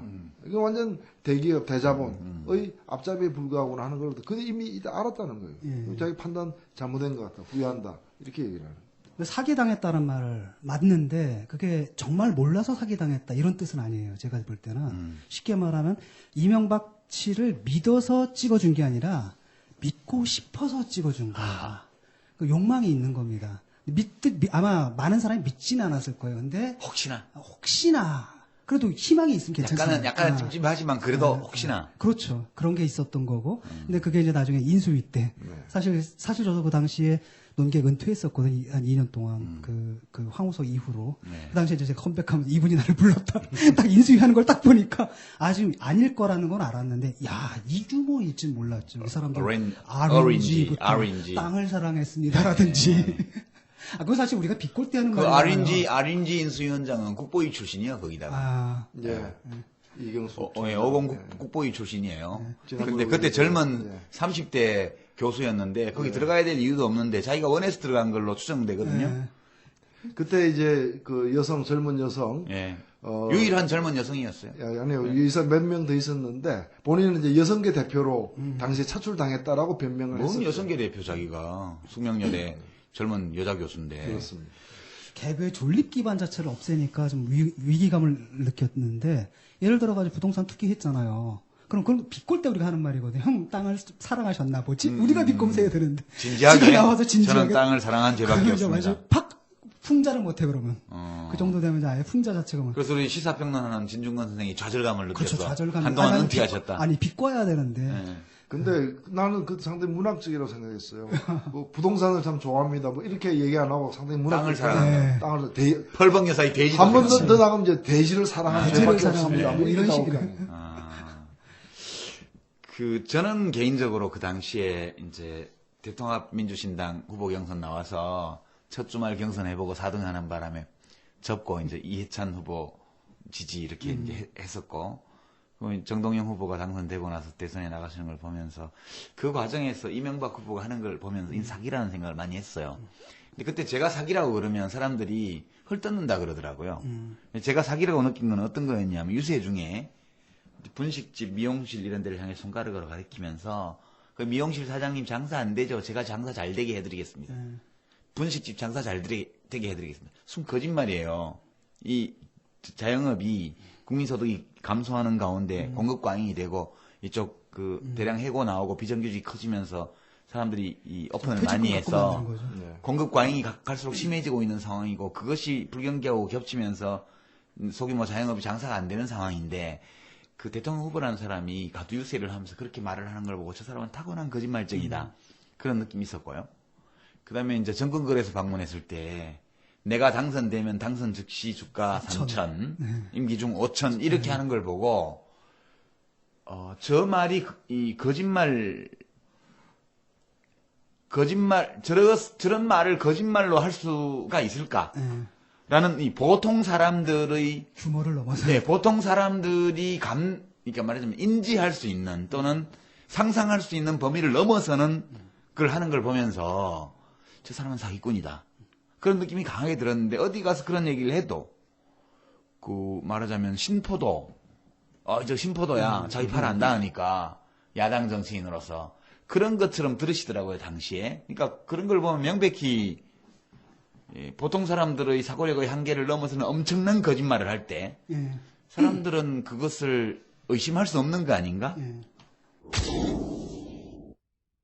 한나라당 이명박 후보는 자신이 집권하면 내년에 주가지수가 3천을 돌파하는 것이 어렵지 않을 것이라고 말했습니다. 이명박 후보는 오늘 오전 여의도 대우증권 본사를 찾아 투자가들을 만난 뒤 최근에 증시 상황을 보고받는 자리에서 세계 경제가 어렵지만 집권 시 지도자에 대한 국민의 신뢰를 바탕으로 이를 극복하고 주식시장의 활기를 불어넣겠다면서 이같이 밝혔습니다. 일단 뭐 수치상으로 747이 이제 깨졌다는 건 뭐 진작 깨졌지만 좀 처참해요. 성적표를 보니까 현대연구원인가? 그러니까 뭐 7%라더니 3.1%더라고요, 평균. 4년간. 이거는 이제 그 전 정권들보다 경제를 포기한 대통령이라고 자기들이 욕했던 그 대통령보다 아주 미치고요. 그 다음에 4만 달러는 무슨 지금 겨우 2만 달러. 참여정부 때보다 낮아요. 그렇죠. 그걸 겨우 회복하는 중. 2007년보다 낮아요. 또 하나가 세계 7대 경제 그건 사실은 불가능한 15위. 15위로 하나 뒤로 갔죠. 하나 더 뒤로 가버렸죠. 이건 뭐 이제 그 마지막 갖고 있는 그 카드마저 이제 날아가 버린 것이기 때문에 뭐 글쎄요. 근데 사기라는 게요. 그러지 않아요? 우리 흔히 당하는 사기 사건이 운전해서 가는데 횡단보도 앞에 신호대기 하는데 옆에서 탑차가 딱 서가지고 백화점 납품하던 물건 20만 원짜리인데 3만 원에 굴비 고급 굴비 준다 이래가지고 사서 사기 당한 사람들 있잖아요. 그게 결국 사기 사건이라는 거는 사기 치는 사람과 사기 당하는 사람 사이에 어떤 공감이 형성될 때만 사기 사건이 성공하는 거 아닌가요? 그렇죠. 사실은 뭐 저도 한번 당해봤습니다. 그런 거. 그런 거? 어떤 거? 아니 저도 굉장히 똑똑하다고 생각했거든요. 근데 이제 예비군 훈련장 가잖아요. 그러면 난리 바가지가 나잖아요. 이상한 사람들이 있고 중대장이 막 각계전투 요령 딱 그럼 한 사람 술 취거나 가지고 이러죠. 여러분, 내가 개태랑인데, 이렇게 다 죽어, 이러면서 이제 또, 듀얼로 이제 강의가 이루어지고. 그러다 보니까 가끔 가다가 그 약장사나 이런 사람들을 초대해요. 그래가지고 그 강의 시간 메꾸게 하거든요. 근데 한 분이 왔는데 너무나 잘하는 거야. 약선전을. 근데 와가지고 뭐냐면, 여러분, 제가 병원에 갔는데요. 그래서 안병동을 갔대요. 그래서 그때 그 환자들의 끔찍한 모습들을 쫙 나요. 그러니까 사람들이 다 겁먹었잖아요. 근데 이런 분들이 평소에 이러이러한 증상이 있었습니다. 아침에 일어나니까 거북하고요. 막 이러니까 사람들이 다 자기잖아. 그 다음에 나오는 게 양약. 양약을 이거 고치는데 양방에서 이렇게 하는데 양방의 문제는 뭐냐? 딱 문제가 된 그 부분만을 도려냄으로써 전체적으로 균형을 깨뜨린대요. 여기서 중요한 게 한방이라는 거예요. 그 다음에 이제 한방이 왜 중요한가? 이건 전체론적 관점에서 접근하기 때문에 전체적으로 보면 이론적인 뒷받침이 잘 된. 근데 이제 한방에 문제가 있어요. 값이 비싸다라는 거야. 한약 한 번 지어 먹으려면 15만 원씩 드는데, 근데 무슨 한약재 이름을 대요. 여러분 이게 뭔지 아세요? 한자로 되어 있죠? 그게 개나리예요. 여러분 이게 뭔지 아세요? 그게 쑥이에요. 근데 이런 걸 갖다가 한약방에 가면 몇만 원씩 받아 먹거든요. 근데 이 책을 보세요. 딱 이걸로 하면 10만 원짜리 10전대보탕 5,000원이면 합니다. 그다음에 약 한 개 끼워드릴게요. 딱 그럼 샀죠 저도 이제. 얼마 주고 샀어요? 결국은 몰라요. 일단 몇십만 원, 한 10만 원 넘게 주고 샀는데 보름 만에 이제 물렸죠. 결국 절반만 받고. 한 번은 못 써봤어요. 근데 이건 각하는 물리지도 못해. 그렇죠. 물리지만 저도 물릴 때 50%밖에 못 받았어요. 아니, 50%도 못 받아 여기는. 제가 참 부끄러운 얘기지만은 옛날에 다 나온다 오늘. 오래전에 이제 기차 타고 부산 가는데 당첨되는 거 옛날에는 이제 오래 쉬잖아요. 역에서 예. 대전역 같은 데는 한 5, 국수 60 먹고 예, 국수 예. 먹고 그러죠. 근데 웬 말끔한 사람들 남자 여자 신사들이 몇 명 올라와가지고 뭐 이렇게 쪽지 나눠주고 네, 당첨 저보 당첨됐다는 거야. 몇 번에서 제가 손 들었지. 이야 당첨된 거예요. 그랬더니 세금만 양복지 이제 양복천 있죠. 양복 한 벌 쫙 빼입을 수 있는 천. 그 천을 갖다가 이제 공짜로 주는 거예요. 근데 자기들이 이제 망한 회사라서 세금은 내야 되니까 세금만 내라 이거. 머릿속으로 생각하니까 세금만 내도 엄청 이건 돈 버는 거예요, 내가. 그래서 딱 보니까 우리 아버님들이 좀 좋아하실 것 같고 그래서 내가 뭐 좀 해드린 게 없는데 이런 거라도 한번 부모를 선물 드려야 되겠다. 그래서 이제 딱 받았죠. 받아가지고 이제 부산 가가지고 이제 딱 드렸죠. 네. 그걸 갖다가 꺼내가 드렸는데 보니까 그게 양복 한 벌이 될 천이 아닌 거예요. 그리고 천 자체가 양복할 천도 아니고 질과 양이다 그 아닌 거예요. 그 사람들 어디서 찾아? 그게 완전히 이제 그게 지금 한칼 먹은 지금 국민들이 이 정권을 바라보는 심정입니다. 그러니까 이게 그러니까 제가 이 얘기를 한 거는 당첨되는 순간 사기 당한 사람이 사기를 당할 때는 사행심이 있었기 때문에 당한 거 아니에요. 예컨대 백화점 납품하는 물건을 몰래 빼와서 20만 원짜리 굴비를 3만 원에 준다 그러면 범죄 아니요. 그렇죠. 타인의 범죄에 사실상 협조를 해줘서 나의 이익을 취하는.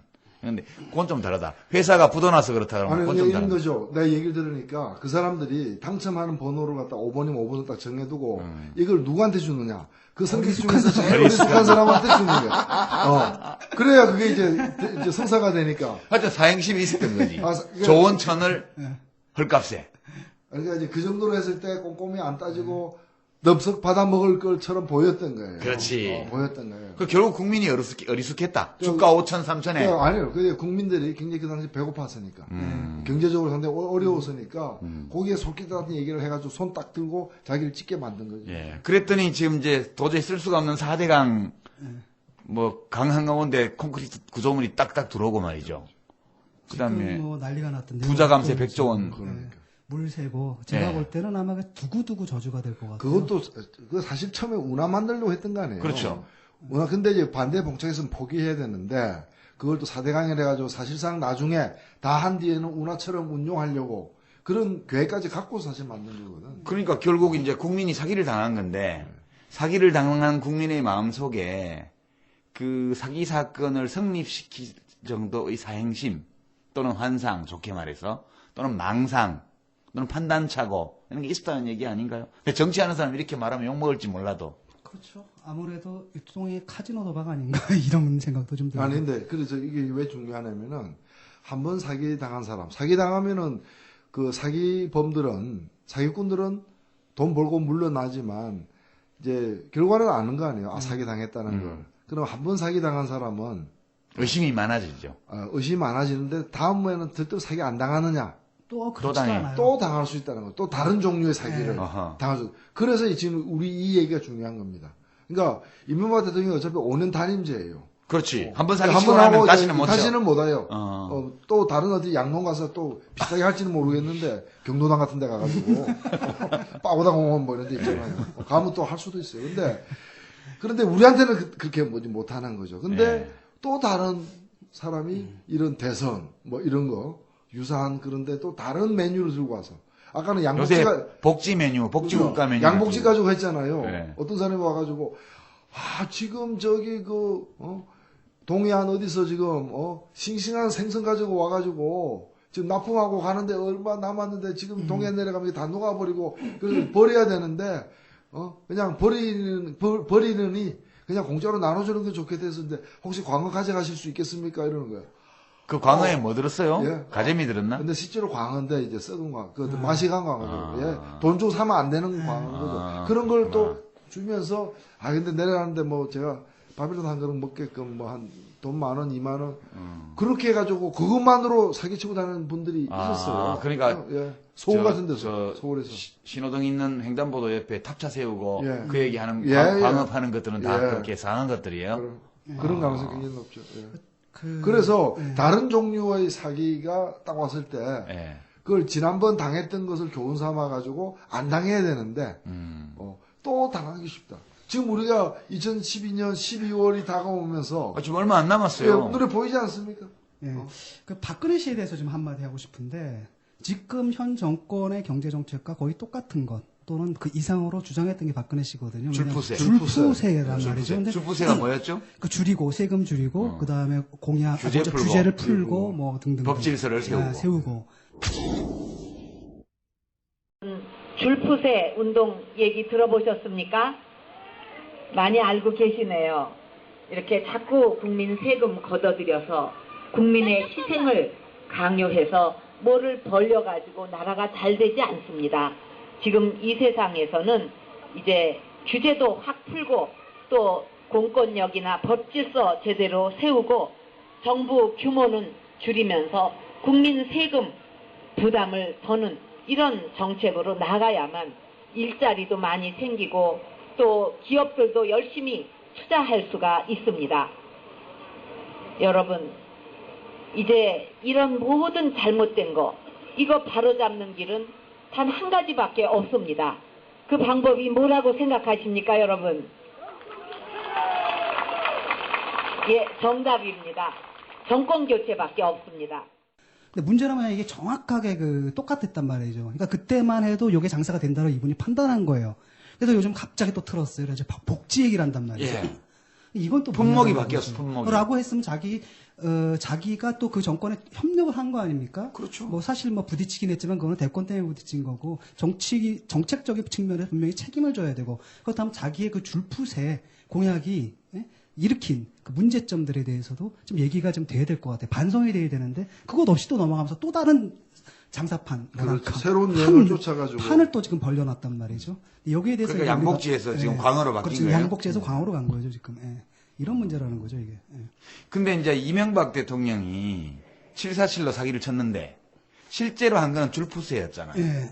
그러니까 세금은 줄이고 해서 부자 감세 100조 원을 했고요. 예. 또 규제는 풀고 해서 부동산 정부 때. 투기에 대한 거 다 없애고 그다음에 재벌 규제 다 없애고 그렇게 했고 그다음에 법질서는 세우고 해서 명박산성 세우고 예, 그 전기통신기본법 뭐 다 했잖아. 자기 사람들 세우고 그렇지. 그다음에 이제 언론 장악을 위해서 종편 세우고 예. 무조건 고소하고 기소하고. 그러니까 결국 이명박 대통령이 실제 한 일을 보면 박근혜식 공약을 다 실천했더라고요. 4대강 빼고. 사실 공약이 같았어요. 둘이. 그리고 또 둘이 협력을 했고 중요한 문제에서는 아마 제가 기억나는 건 딱 하나. 그 뭐죠? 그 수도. 그 행정수도. 그 부분에서만 약간 박근혜 씨가 약간 그 이제 전술적 판단의 차이가 달랐던 거고. 네, 그렇죠. 뭐 서방 파나 양언이 파나 그게 그 파죠. 자기들은 굉장히 다르잖아요. 서로 원수잖아, 그거는. 그러나 그게 흥해파나 달성파나 범주로 뭐 같이 분류되는 거죠. 자, 지금까지 이 각하 4주년을 맞아서 각하께 헌정하는 방송인데 지금까지 우리가 각하 뒤에 있는 분들을 주로 다뤘어요. 재벌 마피아, 뭐 형제 횡령단, SK그룹, 정수장학회 관련된 것도 좀 다뤘지만 재벌 진해발, 핵발전 마피아 이런 것들 주로 다뤘고 각하는 5년간 바지 사장으로 있다 가는 사람이고 실제 그 뒤에는 돈 가진 경제 권력을 가진 자들이 임기도 없고 선출도 되지 않고 책임도 질 일이 없으면서 실제 특수계급, 사회적 특수계급으로 대한민국을 지배하고 있다. 그분들에게 헌정하는 방송으로 지금 조봉빙 해왔는데 오늘은 각하한테 오랜만에 스포트라이트를 맞춰서 하고 있습니다. 제가 던진 첫 번째 질문은 그래도 각하에게 잘한 점이 없었느냐. 두 분이 몹시 인색하게 평을 해주셨고. 아니, 근데 정말로 생각나는 게 없어요. 그거 어떻게 없어요, 진짜? 정말로. 그래서 저는 남은 기간 동안에 뭐 좀 만드셔야 돼요. 뭐 좀 만들었으면 하는 게 바람이고 그것에 대해서 지난 시기는 좀 잘 못했지만 앞으로는 얘기도 많이 듣고 잘 해보겠다 이런 거는 특히 해보겠다라고 할 줄 알았는데 그걸 잘 못하고 있고 아까 보육비 이제 말씀하셨는데 사실은 작년 하반기부터 워낙에 이제 사회 양극화 등이 이제 심각해져 가고 또 출산율이 심하게 낮으니까 이데올로기적 관점에서 좀 벗어나가지고 실용적으로 접근하면서 이 몇 가지 이제 그 복지 대책을 사실은 적극적인 복지 대책을 발표를 한 겁니다. 했는데 최근에 정치권에서도 그걸 가지고 이제 경쟁하듯이 하니까 자기가 지난 4년 동안이 너무 이제 초라한 거죠. 그렇죠. 그러니까 갑자기 이제 화가 나. 예, 화가 나가지고 저거 다 하려면 돈 얼마나 드는데 이러면서 새누리당 복지 정책까지 막 깔아뭉개는 그런 또 이제 그 자세로 지금 나오고 있어요. 아니 퇴임 후에 일은 알아서 맡기시고 퇴임 전까지 좀 잘하셔야지. 하여튼 그랬고요. 두 번째 질문 우리가 다룬 질문이 왜 우리는 그를 선택했나? 무엇이 우리로 하여금 그를 뽑게 했는가? 우리는 도대체 누구를 뽑은 건가? 이거를 가지고 지금 얘기를 했습니다. 사기를 당한 거다. 이게 결론이네요. 그렇죠. 뭐 소개팅 나가가지고 누굴 만났는데 들은 거하고 이제 다른 사람은 이제 나타난 거죠. 예. 근데 또 완전히 모르고 당한 건 아니고 그 어쩔 수 없이 당했다라고 해야 되나요? 그러니까 아까도 얘기했듯이 그냥 믿어서 찍은 건 아니고요. 그냥 믿고 싶어서 찍은 그런 측면이 기대감은 분명히 있었죠. 있었어요. 사실은 네. 기대감은 힘들었으니까요. 근데 그게 이제 객관적 상황 판단에 대한 기대감이라기보다도 이렇게 그랬으면 좋겠다라는 원망의 표현이 더 컸다고 봐요. 지금 우리는 왜 그분이 잘한 게 없었나? 또 우리는 왜 그분을 뽑았나?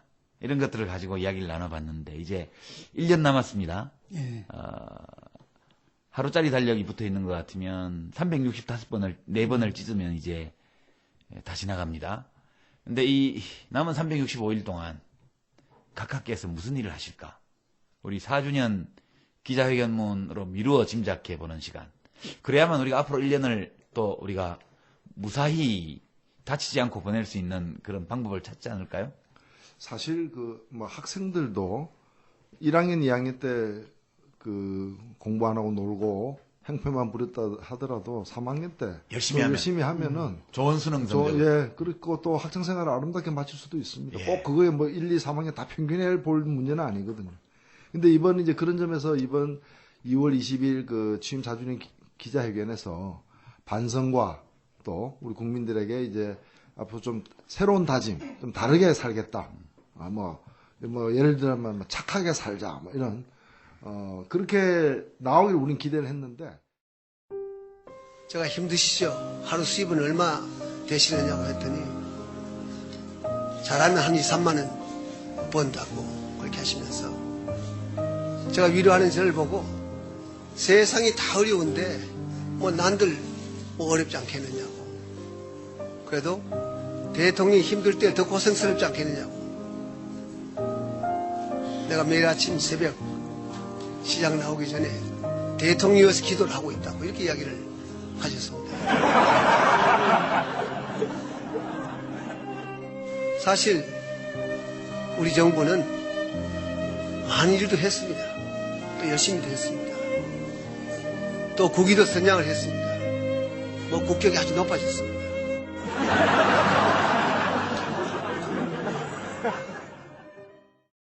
변함없이 가겠다. 내가 뭐 잘못했노? 이제 이런 지금 태세인 것 같아요. 그러면서 온갖 남 탓으로 이렇게 막 거명까지 해가면서 이제 했기 때문에 저는 남은 1년 동안 우리도 마음 단단히 먹어야 된다. 일단 남은 1년 동안 우리는 더 괴로울 수 있다. 더 힘들 수 있다. 그리고 이게 2012년으로 안 끝날 수도 있다. 잘못하면 다시 5년이 이름만 다르고 얼굴만 다르지. 그렇죠. 서방파가 가고 양은이파가 온다니까요. 예. 그래서 그 점과 관련해서도 우리는 이제는 좀 서로가 솔직하게 좀 얘기를 할 때다라는 거죠. 그래서 진품 명품만 있는 게 아니라 짝퉁까지 있으니까 다시는 사기를 안 당하기 위해서는 우리는 어떤 이 자세, 판별력, 분별력을 가져야 되는가도 사실 나중에 좀 얘기가 됐으면 좋겠어요. 예. 우리 진중권 선생. 앞으로 각하께서 1년간 어떻게 하실 거예요? 일단 가장 중요한 게 새로운 일을 벌이는 걸 막아야 됩니다. 절대로 새로운 일은 벌이지 마시고요. 왜냐하면 우리 4년 동안 충분히 당했고 그걸 수습하는데도 몇 년이 걸릴지 모르거든요. 또 여기서 새로운 일까지 벌려주시면 요새 한중 FTA 이런 거 하신다던데. 예, 글쎄요. 그런 거라든지 그런 것들은 그냥 다음 정권으로 넘기고 그 토론 자체를 좀 새로운 일을 좀 안 벌리셨으면 좋겠습니다. 그러면 이제 그동안 이제 후퇴했던 우리 사회를 정상화하는데 좀 시간이 좀 짧아지겠죠. 두 번째는 이제 공정한 선거 관리를 하지 말아주셨으면 좋겠어요. 이렇게 약간 좀 개입도 좀 해주시고 이래야지 뭐랄까 좀 유리하거든요. 아니 소망을 이야기하기 전에 예측을 한번 해보시죠. 뭐 여러 가지로 개입을 좀 하시지 하실 것 않을까. 같죠. 뭐 발언이라든지 여러 가지 면에서 그런 게 저희한테 좀 큰 도움이 되지 않을까.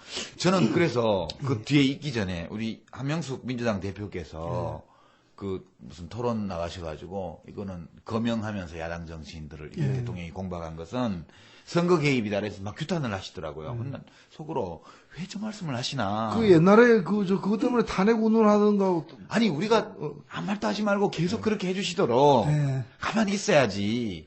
왜 그걸 못하게 하실까? 그런 안타까움이 있었어요. 이게 부딪히게 하고 이제 각하로 하여금 그런 발언을 좀 종종 하게 해서 사람들 이제 가슴에 저는 불을 얼마나 질러야지. 영광인지 몰라요. 대통령 각하 기자회견에 제가 직접 이름이 언급됐다는 게 너무 영광이고요.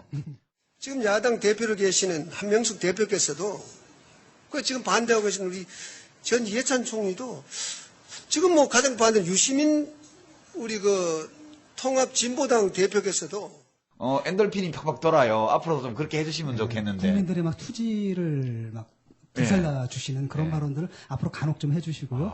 세 번째가 좀 개인적인 준비를 좀 하셔야 될 것 같아요. 소송 준비라든지 퇴임 후에 뭐 이런 것들 좀 청문회 준비를 해야 돼요. 그거 많이 하실 것 같다. 네. 그건 좋은 거 아니에요? 청문회 나가실 준비나 네. 혹은 이제 기소되어서 법정 공방을 할 준비를 하게 되면 거기 시간을 많이 빼앗기셔서 그리고 새로운 사업을 못 시작하시지 그렇죠. 않을까. 그리고 또 잠을 좀 푹 주무셨으면 좋겠습니다. 그러니까 각하는 이제 깨어 계신 것 자체가 일단 사회적 비용으로 좀 들어가는 측면이 많거든요. 그래서 일단은 이분이 잠을 안 주무세요. 그래가지고 제가 그때부터 이 문제다라고 제가 지적을 했는데 좀 이번에 좀 잠 좀 푹 주무시고 그랬으면 좋겠다. 사실 당을 떠나서 역대 대통령들이 임기 마지막 해에 자신이 소속된 이른바 집권 여당으로부터 탈당한 일들이 반복이 되어 왔습니다. 이게 상당히 안타까운 정치사였는데 이명박 대통령은 그럴 뜻이 없어 보이고 또 박근혜 비대위원장도 그러지 않겠다 그러고 그리고 제가 볼 때도 탈당 안 할 것 같아요. 왜냐하면은 과거의 대통령들은 그래도 탈당함으로써 뭔가 좀 수습될 거라는 기대감이 있었거든요. 근데 지금은 보니까 탈당해도 아무것도 수습 안 된다는 걸 알고 있는 것 같아요. 그러니까 오히려 탈당을 안 하는 거고 제가 볼 때 왜 이 기자회견이 이렇게 윽박 지르듯이 강경 모드로 이번에 나왔느냐. 제가 볼 땐 거의 이런 것 같아요. 역대 다른 대통령과 달리 이번 대통령은 임기 마지막 한 8개월, 10개월 남겨두고 국회가 바뀌잖아요. 그렇죠. 예. 그리고 지금으로서는 사실 여소야대가 될 가능성이 매우 높고 그러면 이제 새로운 이제 세력들, 그러니까 미래 여당 세력들이 미리 대통령이 퇴임하기 10개월 전부터 이제 입법부를 장악하고 심판을 해 들어갈 거 아니겠어요. 당장에 우리 제가 어린남 얘기하는데 이렇게 우리 어린남께서 또 국회 들어가시면 가만히 있겠습니까? 머리 아프죠, 그거는. 예. 청문회 준비하실 거 아니에요. 당연하죠. 예. 그거는 안 그러면 뭐 하러 갑니까? 예. 제가 도와드릴게요. 그리고 우리가 한 명만 들어갑니까? 많이 들어갈 거 아니에요. 제가 이제 12번인데 비례대표 최소한 12명 들어갈 거 아니에요. 통합진보당에서만. 어떤 분들이 앞에 들어올지 모르지만 각하께서 상당히 머리 아프실 분들이 앞에 많을 그렇죠. 거예요. 그러면 원내교수단체 이제 지역에서 당선된 분하고 합해가 원내교수단체 되면은 청문회 뭐 민주당이 좀 미적거리더라도 함께 그렇죠. 확실하게 밀고 나갈 거 아니에요. 그러면 청문회 준비해야죠. 그러니까 지금 내가 볼 때 청문회에서 할 얘기를 미리부터 준비하고 있는 게 아닌가. 그래서 여기서 무너지면 다 무너진다. 임기도 못 채운다. 그러니까 강하게 이게 설득력이 있든 없든 뭐 새로운 걸 해본다기보다는 강하게 이제까지 한 일을 고집할 수밖에 없지 않느냐.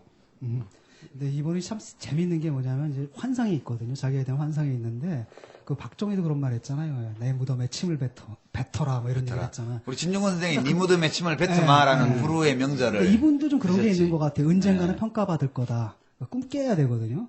사실은 제가 그 노무현 정권, 제가 이제 노무현 대통령을 좀 많이 비판을 좀 했죠. 그래서 굉장히 많이 욕도 먹고 그러는데 아마 퇴임하기 전에 굉장히 인기가 떨어졌을 때 10월 달에 서울신문에 칼럼을 썼을 거예요. 이분이 지금 인기는 없지만 언젠가 다시 재평가받을 것이다. 그렇죠? 근데 지금 이 대통령은 딱 보는데 인기는 없는데 재평가받기도 그런 것 같아요. 그래서 그럼에도 불구하고 이분이 이제 계속 뭐라고 생각하냐면 이게 국민이 무식한 거야. 내 뜻을 몰라주는 거예요. 언젠가는 내 뜻을 알아줄 것이다. 뭐 이런 식의 좀 착각에 좀 빠져 있는 부분들이 좀 강한 것 같아요. 이런 캐릭터. 노무현 대통령 퇴임 1년 전하고 비교를 하면 이제 노 대통령은 그랬던 것 같아요. 이제 저희가 사실 따로 만나 뵈면 이제 그 좀 개헌론 이런 것도 안 하시면 좋겠다고 저는 이제 건의를 드렸어요. 그 얘기 듣고 말씀하셔봤자 정치권에서 협조를 안 할 거다. 그러니까 괜히 시끄럽기만 하고 그러니까 임기 마지막 시기이기 때문에 이제 지금까지 해오신 것 중에 마무리해야 될 것 좀 잘 하시고 먼저 이렇게 건의를 드렸어요. 근데 그때 노무현 대통령 말씀이 그래도 이 문제가 있으니까 이야기는 해놓고 가야 될 거 아니냐 그런 거예요. 뭐 죽어도 이걸 하겠다가 아니고 이 문제가 있으니 대통령으로서 이 문제를 느끼고 있는데 어떻게 말을 안 하고 떠나느냐. 그러니까 이 문제가 있다는 얘기는 하겠다 일단. 근데 이제 했더니 뭐 언론사에서 뭐 사설도 그렇고 여론 지지가 없으니 접어라 등등 해서 온갖 게 다 나왔잖아요. 결국 이제 그때 정당들이 우리가 개헌 4년 중임제 개헌을 포함해서 우리가 다음 국회 18대에서 논의하겠다고 약속을 하고 철회를 한 거잖아요. 약속해놓고 안 지켰죠 정당들이.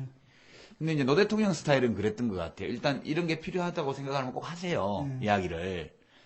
연구도 하고 하시는데 했다가 되게 안 좋으면 분위기가 또 이렇게 테러를 모색을 해서 정치권하고 타협해서 문제의식은 공유하되 또 이제 그 뒤로 넘겨서 이제 넘겨주고 당신은 발을 빼시고 이런 게 많았어요. 꽤 대연정도 그랬고 뭐 여러 대연정 제안도 그랬고 이제 스타일이 약간 그런 스타일이었어요. 고집이 있으신데 제안하고 주장해 보다가 이거 중요한데 그래도 영 안 되면 할 수 없지 뭐. 그러고 또 이렇게 바꾸고 그런 거 아니겠어요? 부안도 핵폐기장 하려다가 처음에 잘못 판단해서 굉장히 저항이 심하니까 나중에 빼서 주민투표식으로 다르게 갔고 뭐 제주 해군기지도 처음에 화순항이 전라남도가 아니고 이게 제주 화순항이 있어요. 거기를 원래 대상지로 했다가 거기서 반대하니까 또 다른 데를 찾고 이렇게 갔는데 우리 각하께서는 그냥 가는 거죠. 예, 그냥 계속 가시는 것 같아요. 그게 남은 1년 동안에도 별로 안 변할 것 같다 그런 생각이 많이 들어요. 그 뭐 평생 겪어가지고 평생 걸려가지고 형성된 캐릭터인데 하루아침에 바뀔 것 같지는 않고. 그리고 체질 자체가 뭐 이렇게 잘못이나 결과가 객관화됐을 때 시인하고 뭐 그런 체질이 변명이라도 하는 그런 체질이 아니에요. 아니에요. 저는 이번에 특히나 그 내곡동 문제와 관련해서 사제에 관련돼서 말씀을 드리자면 경험 문제가 매우 중요시 된다고 해서 사실 좀 제가 앞으로 살아갈 집인데도 불구하고 사실 소홀히 좀 했습니다. 제대로 챙기지를 못한 것이 그것이 이런 문제를 일으켰다. 저는 이렇게 생각합니다. 어쩌면 그건 뭐 전적으로 제 탓이다 이렇게 생각을 합니다. 내곡동은 그것 때문에 물러난 이제 경호실 그 실장이 뭐 월간지에서도 이제 인터뷰에서 밝혔지만은 대통령이 찍었다는 거 아니에요? 예, 직접 찍었고 가서 다 현장 가서 갔다고 그래서 했고. 대통령이 직접 대통령을 모시고 그 현장 가가지고 대통령이 보고서 또 우리가 그 방면에 사실은 청와대에 있는 누구보다도 전문가시죠. 예, 전문가시잖아요. 해봐서 아시잖아요. 집장사, 땅장사, 부동산 많이 기획해 그 분야야말로 정말 전공 해보셔서 분야죠. 아는. 네, 저희가 인정하는. 예, 인정해요. 근데 그 과정에서 사실은 이제 이 법을 위반해서 이 청와대 자금을 가지고 그 자기 그 개인 집을 갖다가 사는데 썼던 거 아니에요. 그러면 이게 사실 독일 같으면 대통령이 10번도 사임해야 될. 그럼요. 바로 사임이죠. 이번에 독일 대통령 사임했는데 그게 원래 그 이자 없는 식으로 융자한 거. 그것 때문에 지금 사임한 거 아니에요? 그런데 이 문제와 관련해 가지고 내곡동 사건과 그 관련해서 자기가 미처 챙기지 못한 잘못이 있다는 거예요. 뭘 자기가 다 챙겨? 자기가 잘못했는데 자기가 챙기지 못한 그건 그러니까 측근 비리를 생각하면 할 말이 없고 가슴이 답답하다 이거하고 똑같은 거지. 자기가 다 임명한 사람들 아니야 반대를 무릅쓰고. 지금 청와대 수석만 3명이고 모두 다 해서 16명인가가 지금 감옥 간 주위에, 사람이. 예. 이게 옛날 감옥 가고 같으면은 기소되고 연루된 사람들이 우리나라도 16명인데 저기 이슬람 국가처럼 태형 이런 거 도입을 할 필요가 있어요. 아니, 안 돼요, 그거는. 제가 이제, 이명박 대통령이 지난 4년간 했던 것과 똑같이 밀고 나갈 거다. 본인은 그러고 싶어 할 것 같아요, 볼 때.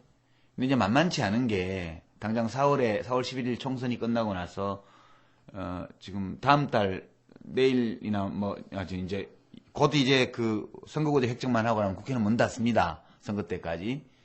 그렇죠. 예, 그러고 나서 선거 끝나고 나면 5월 30일 날. 5월 30일 날 새 국회가 구성될 때까지 지난번 17대 끝나고 나서는 그때도 국회에 왔어요, 제가. 네.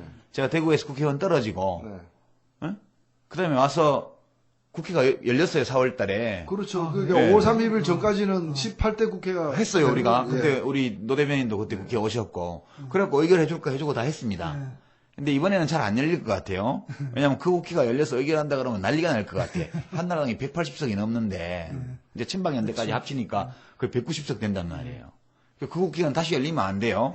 그렇게 보면 이제 4월 11일 날 총선이 끝나서 당선자들이 국회 앞에 와서 농성에서 못 들어오게. 네, 18대 의원들 못 들어오게 해야 될 것 같고요. 무슨 일을 저지를지 몰라, 그 한 달 반 동안. 그리고 이제 각하는 그렇게 계속 하시겠지만 만만치가 않아요. 지금 내곡동 문제만 하더라도요. 그렇죠. 노무현 대통령을 괴롭힐 때 정상문 총무비서관을 구속한 게 결정적이었고 대통령이 돌아가신 데에는 친구 아닙니까? 정상문 총무비서관을 구속시킨 사유가 대통령 특수활동비 중에서 몇억 원을 이 사람이 차명 계좌에다가 갖다 놨던 게 나와서 구속이 된 거거든요. 근데 그 이야기는 당시 청와대에서 대통령 특수활동비 운영 기록까지 전부 검찰에 줬다는 뜻입니다. 그럼 이번 내곡동 땅 구입 과정에서 돈이 어떻게 움직이는지 한번 볼까요? 지금 논현동 마당을 저당 잡혀서 돈 6억 빌렸다는데 지금 저당 잡힌 기록도 근저당 설정 기록도 없다는 말이 있고요. 그래서 이 영역은 진짜 대통령 특수활동비를 건드리는 건데요. 만약 그 사저를 땅을 구입하는 데나 이런 일들에 대통령 직무수행에 관련되는 특수활동비가 쓰였다면 이건 그 국고횡령에 곧바로 해당되는 범죄 행위입니다. 정상문 비서관이 구속된 거하고 똑같은 사유예요. 그거 비롯해서 지금 천안함도 국정조사 해야 됩니다. 저는 그렇게 생각합니다. 예, 천안함도 국정조사 해야 되고요. 그 밖에도 지금 4대강 한미 FTA도 그 협상 과정에서 재협상 과정이요. 재협상 과정에서 우리 국민들에게 제대로 밝히지 예. 않았던 문제라거나 또는 그 이 협상 외국과의 어떤 협상의 어떤 여러 가지 수칙들을 예. 지키지 않았던 문제, 뭐 번역, 통역 뭐 이런 문제들 많습니다. 사실. 4대강 오렌지 국정조사. 정권인데 어떻게 그 번역문에 그렇게 오류가 많아가지고. 예, 4대강 국정조사도 해야죠. 네. 그러니까 이렇게 일단 4월이 지나서 5월 말에 새 국회가 만들어지고 나면 곧바로 각하께서 밀어붙이기 어려운 여러 가지 일들이 생기실 거고요. 우리 생각에는 우리 야당들이 대통령 선거가 이루어지기 전까지 이 대통령께서 이명박 대통령께서 새로운 일을 시작하실 수 없도록 많이 분주하게 만들어드리지 않으면 국가가 더 국민이 더 어려워질 것 같다. 그렇죠. 그래서 그 뭐 통합진보당이 며칠 전에 우리 저 유시민 그 의리남께서 이렇게 또 발표를 하셨습니다. 그렇죠. 정치 보복을 위한 게 아닙니다. 정의를 세우기 위한 거지. 19대 국회 개원 즉시에 이명박 정부 9대 국정문란 진상조사 특위를 구성하겠다. 그 9가지 한번 쭉 나열해 그래서 보시죠. 제1소위가 이제 권력형 비리, 제2소위는 경제질서 문란, 제3소위는 남북관계인데 제1소위 권력형 비리에는 많습니다. 이게 지금 9가지나 되네요. 내곡동 땅 투기, 친인척 측근 비리, 저축은행 사태, 저축 많이 했나요? 자원 외교 비리, 그 다음에 제2소위에는 한미 FTA, 4대강 종합 편성채널 종편, 제3소위는 남북관계 경색 및 파탄, 그리고 천안함 침몰. 이래서 모두 9가지입니다. 이게 최소한 9가지. 19대 국회 진짜 처음부터 엄청 바쁠 것 같아. 이거는 선택이 아니고 필수입니다. 예. 근데 제가 국회 가야 되는데. 종편은 좀 잘 된 거 아닌가? 이분들 좀 망해가는 것 같다. 그것도 역행보살 잘못하면. 지금 그 얘기가 나오죠. 한 회사당 1,000억 정도의 적자가 첫 해에 날 거라고. 오, 이야. 그래서 원더풀. 그래서 저 같은 경우에는 이제 이런 건 좀 이렇게 권장해도 되지 않느냐. 이게 자기들이 자멸의 길을 가는데. 야 만세 이런 거고 우리 홍세화 선생 부활라 그거죠. 러시아만 하면 우라 이런 거고, 독일어를 하면 뭐냐? 독일어는 뭐지? 몰라. 잊어버렸어. 다 잊어버렸어 나도. 뭐 그런 거에 해당되는 감탄사를 유발하는 사안입니다. 이것도 역시 이 종편 조중동을 키우려고 했는데 종이까지 다 같이 망하는 게 아닌가 이런 걱정 때문에 우리가 건전한 언론 발전을 위해서 국정조사 해야 될 것 같아요. 검찰 쪽도 문제가 되지 않겠어요? 나중에 이제 정권 바뀐 다음에. 검찰은 곧바로 입법을 해야죠. 네, 왜냐하면 너무나 말도 안 되는 기소들이 많았거든요. 지금. 그래서 아예 상식적으로 이해가 안 되는. 예, 이제까지 뭐 안이 없어서 못한 건 아닙니다. 사실은. 근데 이제는 중수부, 대검 중수부 없애고요. 그게 사실은 이제 검찰을 하나의 권력화해가지고 그걸로 이제 협잡하는 기구거든요. 사실은. 저기 오세훈이 아니고 누구야? 오세훈 밑에 있던 국정원장 원세훈. 원세훈. 갑자기 오세훈이 왜 떠올라?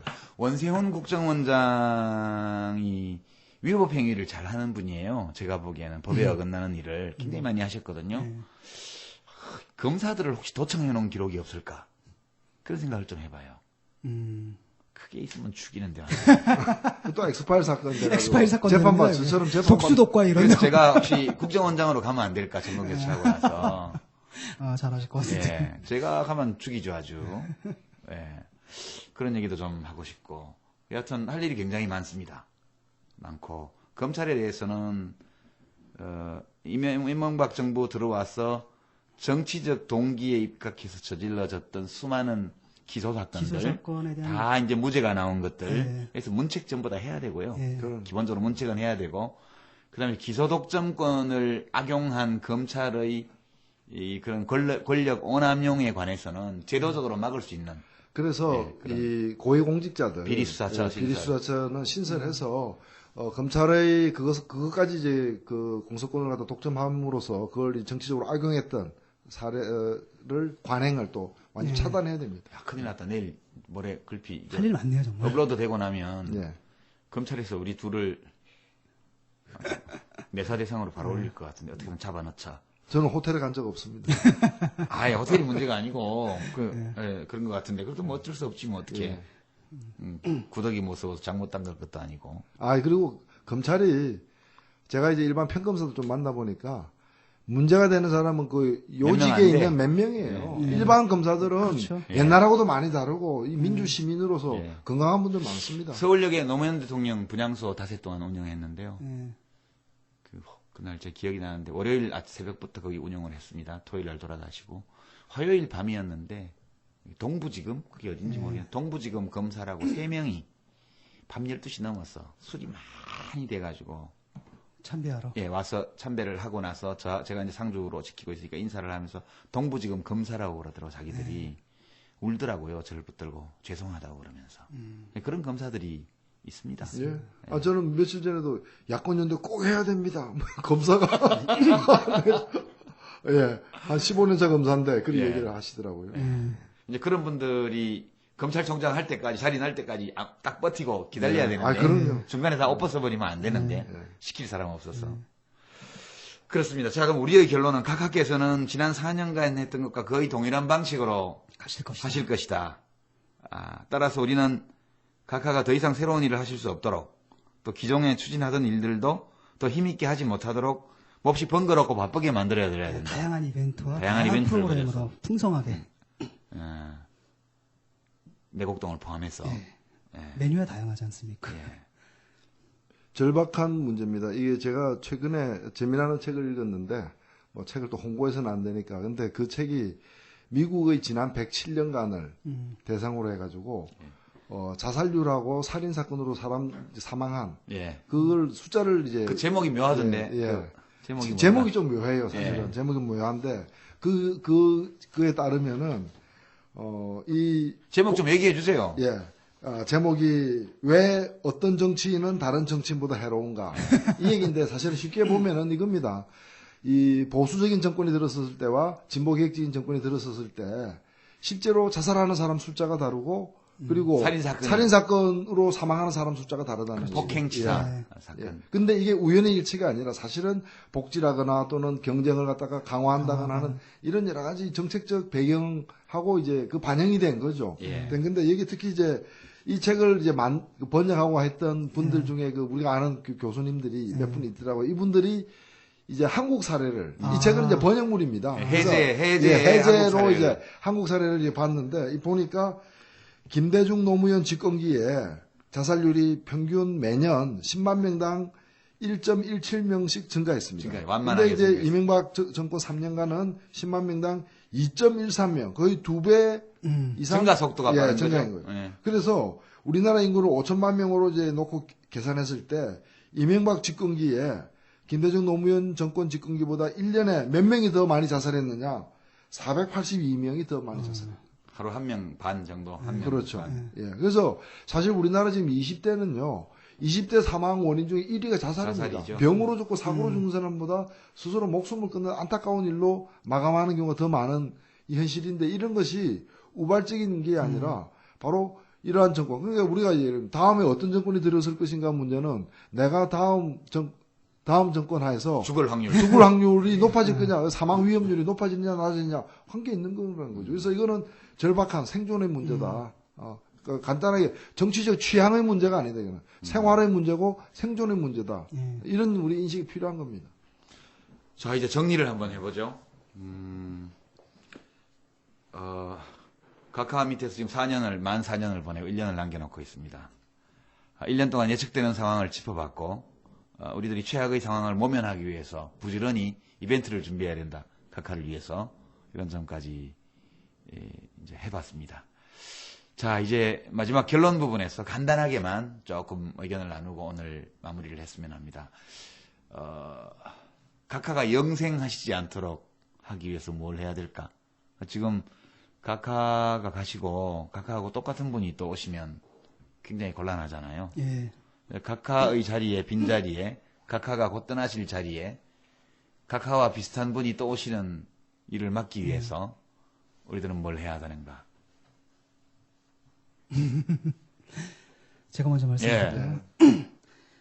일단은 뭐 지금 또 통합협상이, 또 단일화 협상이 결렬됐다라고 하는데, 일단은 그 진보 개혁 진영의 단결이 굉장히 중요하다고 생각을 합니다. 어떤 방식으로든 그 단결을 만들어내야 되고, 그런데 제가 계속 강조하듯이 싱크리티즘이란 말, 쉽게 말하면은 단결하는데 그냥 무조건 뭉쳐, 우리를 중심으로, 이런 식으로 해서는 절대로 안 됩니다. 오히려 힘 가진 사람들이 통 크게 양보를 해서 서로 윈윈 할 수 있게 가야 되지, 그러기 위해서는 더 오히려 힘을 가진 세력들이 좀 뭐랄까 대폭적인 양보가 좀 필요하지 않나, 이런 생각이 들어요. 그래서 모든 정치 세력들이 하나의 목표엔 동의할 겁니다. 쉽게 말하면 이번 정권은 도저히 안 된다. 이걸 또다시 한 번 반복할 수는 없다라는 데 대해서는 사회적 합의가 지금 거의 이루어져 있다고 생각합니다. 그리고 국민들이 또 그걸 바라고 있고요. 라고 한다면 이제 어떻게 단결할 거야 문제인데, 옛날식의 단결들, 그냥 우리가 수감하니까 너희들이 붙어, 이런 식이 아니라 철저하게 뭐랄까 오히려 힘 가진 사람들이 훨씬 더 그 작은 정당들, 하지만 훨씬 더 큰 사회적 대의를 대표하고 있는 그런 정당들에 대해서 많은 고려들을 좀 해줘야 될 것 같아요. 그래서 차이를 무시하는 게 아니라 차이를 유지하면서도 단결할 수 있는 방법들을 통해서 모색을 해야 될 것 같고, 두 번째는 포지티브한 메시지를 던져야 된다고 생각해요. 지금은 어떤 분위기냐면 사실은 반 MB로 왔거든요.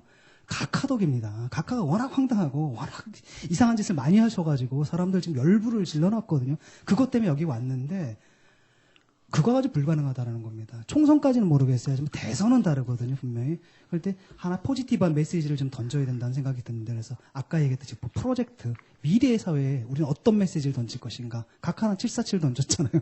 말도 안 되는 프로스펙트가 아니라 리트로스펙트지만 그걸 대체할 수 있는 뭔가 긍정적인 메시지, 우리 사회의 문제점을 정확하게 봐서 그걸 해결할 수 있는 어떤 대안 같은 것들을 한 문장으로 딱 요약할 수 있는 그런 메시지를 던지고 그걸 중심으로 사회적 합의를 이뤄내는 것들이 지금 필요하다고 봅니다. 그걸 위해서 단지 이렇게 반 MB 전선만 강화할 게 아니라 뭐랄까 던져야 돼요. 지금 던져야 되는데, 우리가 배워야 될 게 특히 안철수 현상인 것 같아요. 안철수, 저는 뭐 정치적으로 그분한테 동의하지는 않습니다. 하지만 그분은 던졌거든요. 뭘 던졌냐면 지금 뭐냐 대기업 위주, 그러다 보니까 트리클 다운 안 되니까 이 사회가 벌어졌는데. 그러니까 낙수 효과가 없으니까. 근데 같이 그분이 얘기를 하는 건 무슨 재분배를 얘기하는 거 아니에요. 그분 좌파 아니거든요. 단지 공정한 룰만 얘기하거든요. 그럴 때 사실 중소기업이 잘 되고 애들 고용 문제가 해결되고 등등등. 최소한 이런 아주 굉장히 구체적인 메시지를 던지고 계시단 말이죠. 거기에 어떤 그것에 못지않은 그런 식의 진보 측의 메시지가 지금 필요하지 않나, 이런 생각이 듭니다. 이 두 가지만 말씀드리겠습니다. 예. 저는 사기는 또 당할 수 있다. 한 번 사기 당했다고 해서 평생 면역이 되는 게 아니다라는 거죠.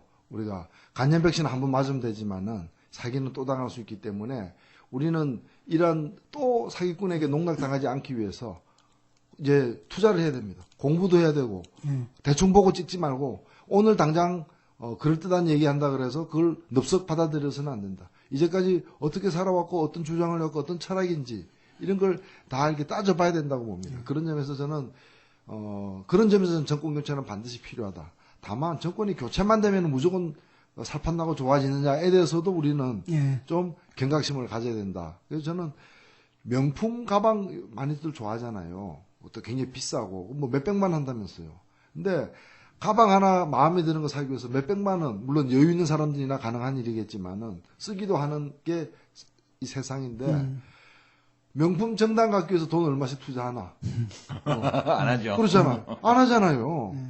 명품 정치 보기 위해서 얼마씩 투자하나? 내 아들, 내 딸, 우리 가족들 삶을 결정하는 교육 문제, 뭐 환경 문제 다 결정하는 그런 게 정치인데 제대로 된 정치를 얻기 위해서 가방 하나 좋은 거 얻는 것보다 더 많은 투자하는 게 당연한 거 아니에요?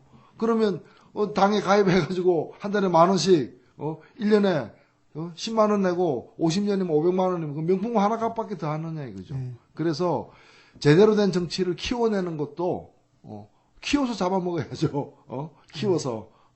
그래서 우리가 이제 뭐 요새 보면 식품도 유기농 식품 더 찾고 좀 돈 좀 더 써서라도 그 지갑은 비어 있지만 우리 애들에게 좋은 거 먹이자 그러는데 좋은 정치 먹이려면 그만큼 발품 더 많이 팔아야 되고 그만큼 더 노력을 해야 됩니다. 그래서 저는 이 어찌 정치 소비자로서 우리 주권자인 국민들도 더 나은 정치를 누리기 위해서 더 나은 또 사기 안 당하기 위해서 더 노력하실 필요가 있다. 좋은 더 많이 듣고 또 이것도 더 많이 좀 알리고 그리고 요새 들을 만한 좋은 것들 많지 않습니까? 그리고 우리 뭐 진중 선생님 또 강의에 특강하면 또 가서 또 듣고 우리 요새 팟캐스트 라디오에 이제 나는 꼼수다는 예능국이고요.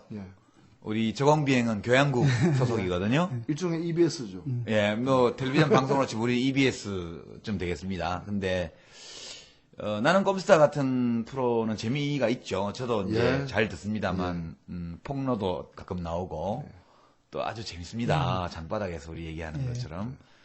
근데 평소에 우리는 교양국 프로로 이렇게 쭉 해왔는데 현대사도 있고 그 안에는 어떤 한국 경제 구조에 대한 어떤 분석도 있고 또 핵발전에 대한 기술적인 설명도 나오고 다 나옵니다만 오늘은 다소 교양국 프로이지만 약간은 예능 같은 느낌으로 오늘 진행을 해봤어요. 처음부터. 처음으로. 예. 우리 청취자 여러분 마음에 드셨는지 모르겠는데요. 이제 두 분이 여러 좋은 말씀 주셨어요. 우리 진중권 선생은 진보개혁 진영의 단결과 그러면 앞으로 진도를 나갈 수 있는 진취적이고 건설적이고 긍정적인 메시지, 지향 이런 것들을 주셨고 노회찬 서신남께서는 그 참여의 중요성을 강조를 하셨습니다. 저는 뭐 두 분 말씀 그것만 다 지켜지면 잘 될 거라고 생각하고 저 개인적으로는 지금 지난 4년간 백수였는데 다시 4년 계약직을 어떻게 갈 수 없을까 고민 중인데. 꼭 하실 겁니다. 지금 이제 통합진보당 비례대표 12번이에요, 제가. 당원 찬반 투표에 가결되면 12번을 받게 되는데, 이게 투표율을 어떻게 잡냐에 따라서 다르지만, 최소한 한 400만 표 정도는 정당 지지표를 받아야 돼요. 네. 좀 12번 되겠냐, 이런 얘기 하시는 분도 계신데요. 근데 표가 2표거든요.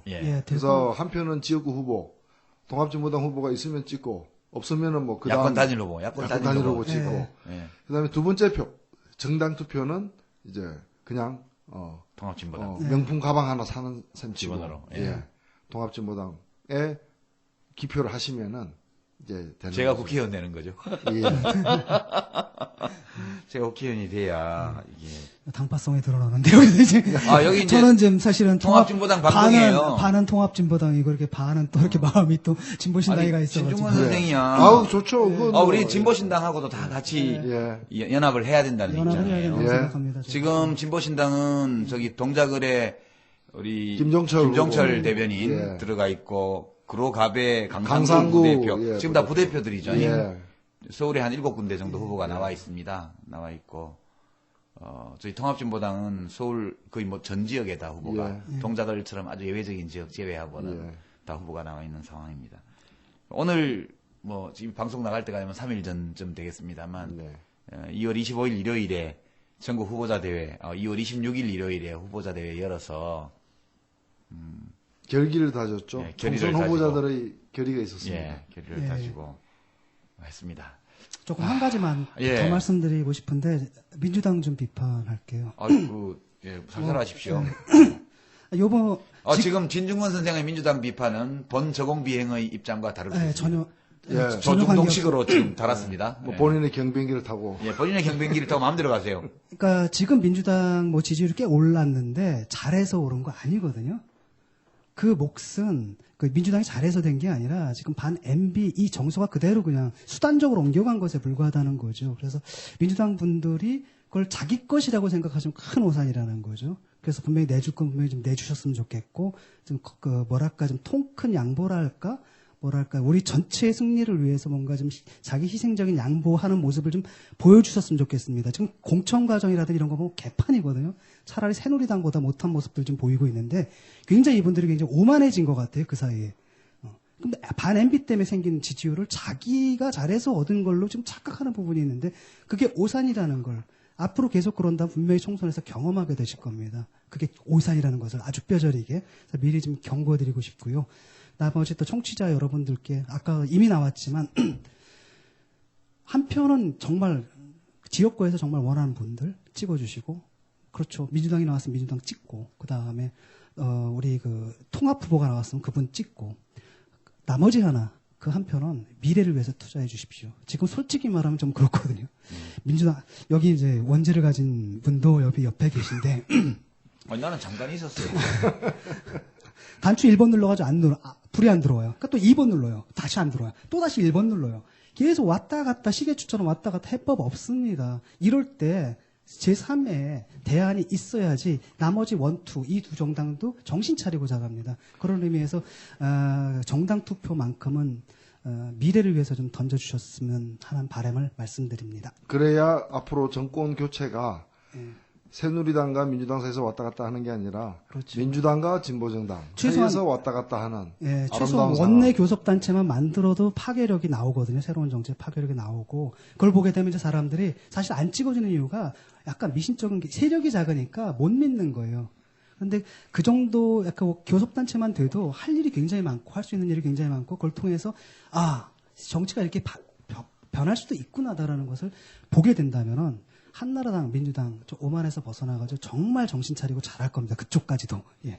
민원이 많습니다. 근데 우리 진중권 선생이 이제 우리는 당원들이라 특정 정당의 당원들이라 사실 뭐 다른 당에 대해서 대놓고 이야기하기가 사실 뭐 그렇게 마음이 편하지는 않습니다. 근데 진중권 선생은 당적이 없죠 지금이. 예, 당적 없습니다. 빨리 어떻게 좀 저 같은 사람 많아요. 정신적으로는 이중당적이고. 공사탕 아닙니까? 그야말로 지금 정신적으로 이중당적인데 지금 굉장히 많이 허공에 뜬 분들이 많습니다. 어떻게 해야 될지 모르거든요. 아마 적이 두 개가 있거나 아니면 둘 다 적이 없거나 아니면 나갔지만 아직 적은 거기 있는 그런 경우도 굉장히 많을 거예요. 우리 통합진보당도 뭐 과거 민주노동당과 국민참여당, 새진보통합연대 이렇게 합쳐서 했는데 다 잘하는 건 아니죠. 저희도 국민들이 보시기에 좀 답답한 점도 있고 또 빨리 벗어버려야 될 과거의 여러 가지 문화나 이런 거를 제대로 못 벗어 던지는 문제도 있고요.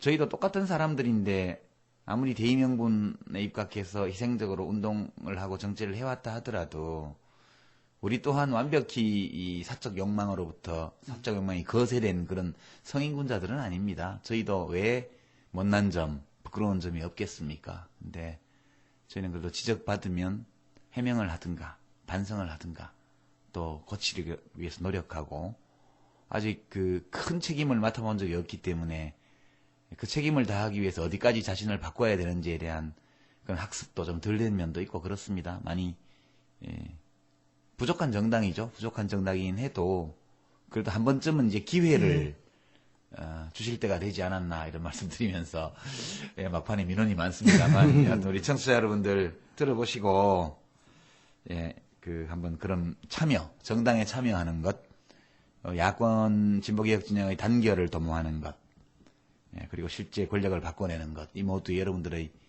관심과 참여가 필요하다는 거, 우리 교양국답게 교양적인 말씀으로 마무리를 해야 될 것 같아요. 그래도 혹시라도 오늘 꽤 장시간 각하의 취임 4주년 기자회견에 대한 우리들의 감상을 나누고 앞으로 이명박 대통령 각하의 행보에 대해서 예측해보고 그 밑에서 살아남을 수 있는 우리 나름의 지혜로운 방법을 찾아봤습니다. 이제 청취자 여러분께 작별 인사 드리면서 못하신 말씀 혹시 있으시면 마저 부탁드립니다. 예, 통합진보당도 잘 하십시오. 아, 예. 잘 안 하면 확 삐뚤어질 테다. 예, 우리도 잘못하면은 또 어떤 웬 비행기가 와서 폭격할지 모른다는 생각을 갖고 있습니다. 유시민 전 의원님과는 이제 더 이상 이제 싸우고 싶지 않거든요. 이제 싸울 일 없이 좀 잘하셔. 아니, 난 싸운 적이 없어. 내가 일방적으로 얻어맞기만 했지. 얄미워 보면은 말씀 얼마나 아니, 얄밉게 솔직히 하셨는데. 내가 우리 진중권 선생한테 반격 한 번 한 적이 있어요? 없지. 무시한 거지 그거야. 아니지. 무시한 게 아니고 하시는 네. 말씀이 논리적으로 옳기 때문에. 아니 옛날에 싸우던 거야. 시간 지나면 기억이 안 나잖아요. 나 다 잊어버렸어. 난 그때 막 죽은 표 이렇게 말씀하실 때 이번에 내가 삐뚤어질 때다. 아니 우리 진중권 선생의 불후의 명작, 우리 노회찬 대표님은 노회찬과 삼성 엑스파일, 진보의 재탄생 이런 책도 있으시고, 우리 진중권 선생은 책이 엄청 많지만 공저 크로스 이르기까지 미학 오디세이부터 해가지고 많지만 최고의 명저는 제가 보기에는 리무드 매치 층을 베트마. 그래서 제가 읽다가 침대에서 3번 떨어졌다는 거예요. 떼굴떼굴 구르면서 웃느라고. 그런 명저를 또 앞으로 많이 남겨주시기를 저희 기대를 하고요. 예, 감사합니다. 예, 그럼 우리 비행기에서 뿌릴 겁니다. 그럼 이제 삐라는 이제 우리 진중권 선생 책을 찢어가지고 삐라로 만들어서 사방에 무차별 살포하도록 그렇게 하겠습니다. 오늘 나와주셔서 고맙습니다. 예, 감사합니다. 우리 저공비행 뒷좌석에 전방위 스나이퍼 우리 진중권 선생을 태우고 각하의 취임 4주년을 맞아서 청와대와 그 부속 건물을 한번 탐사해봤습니다.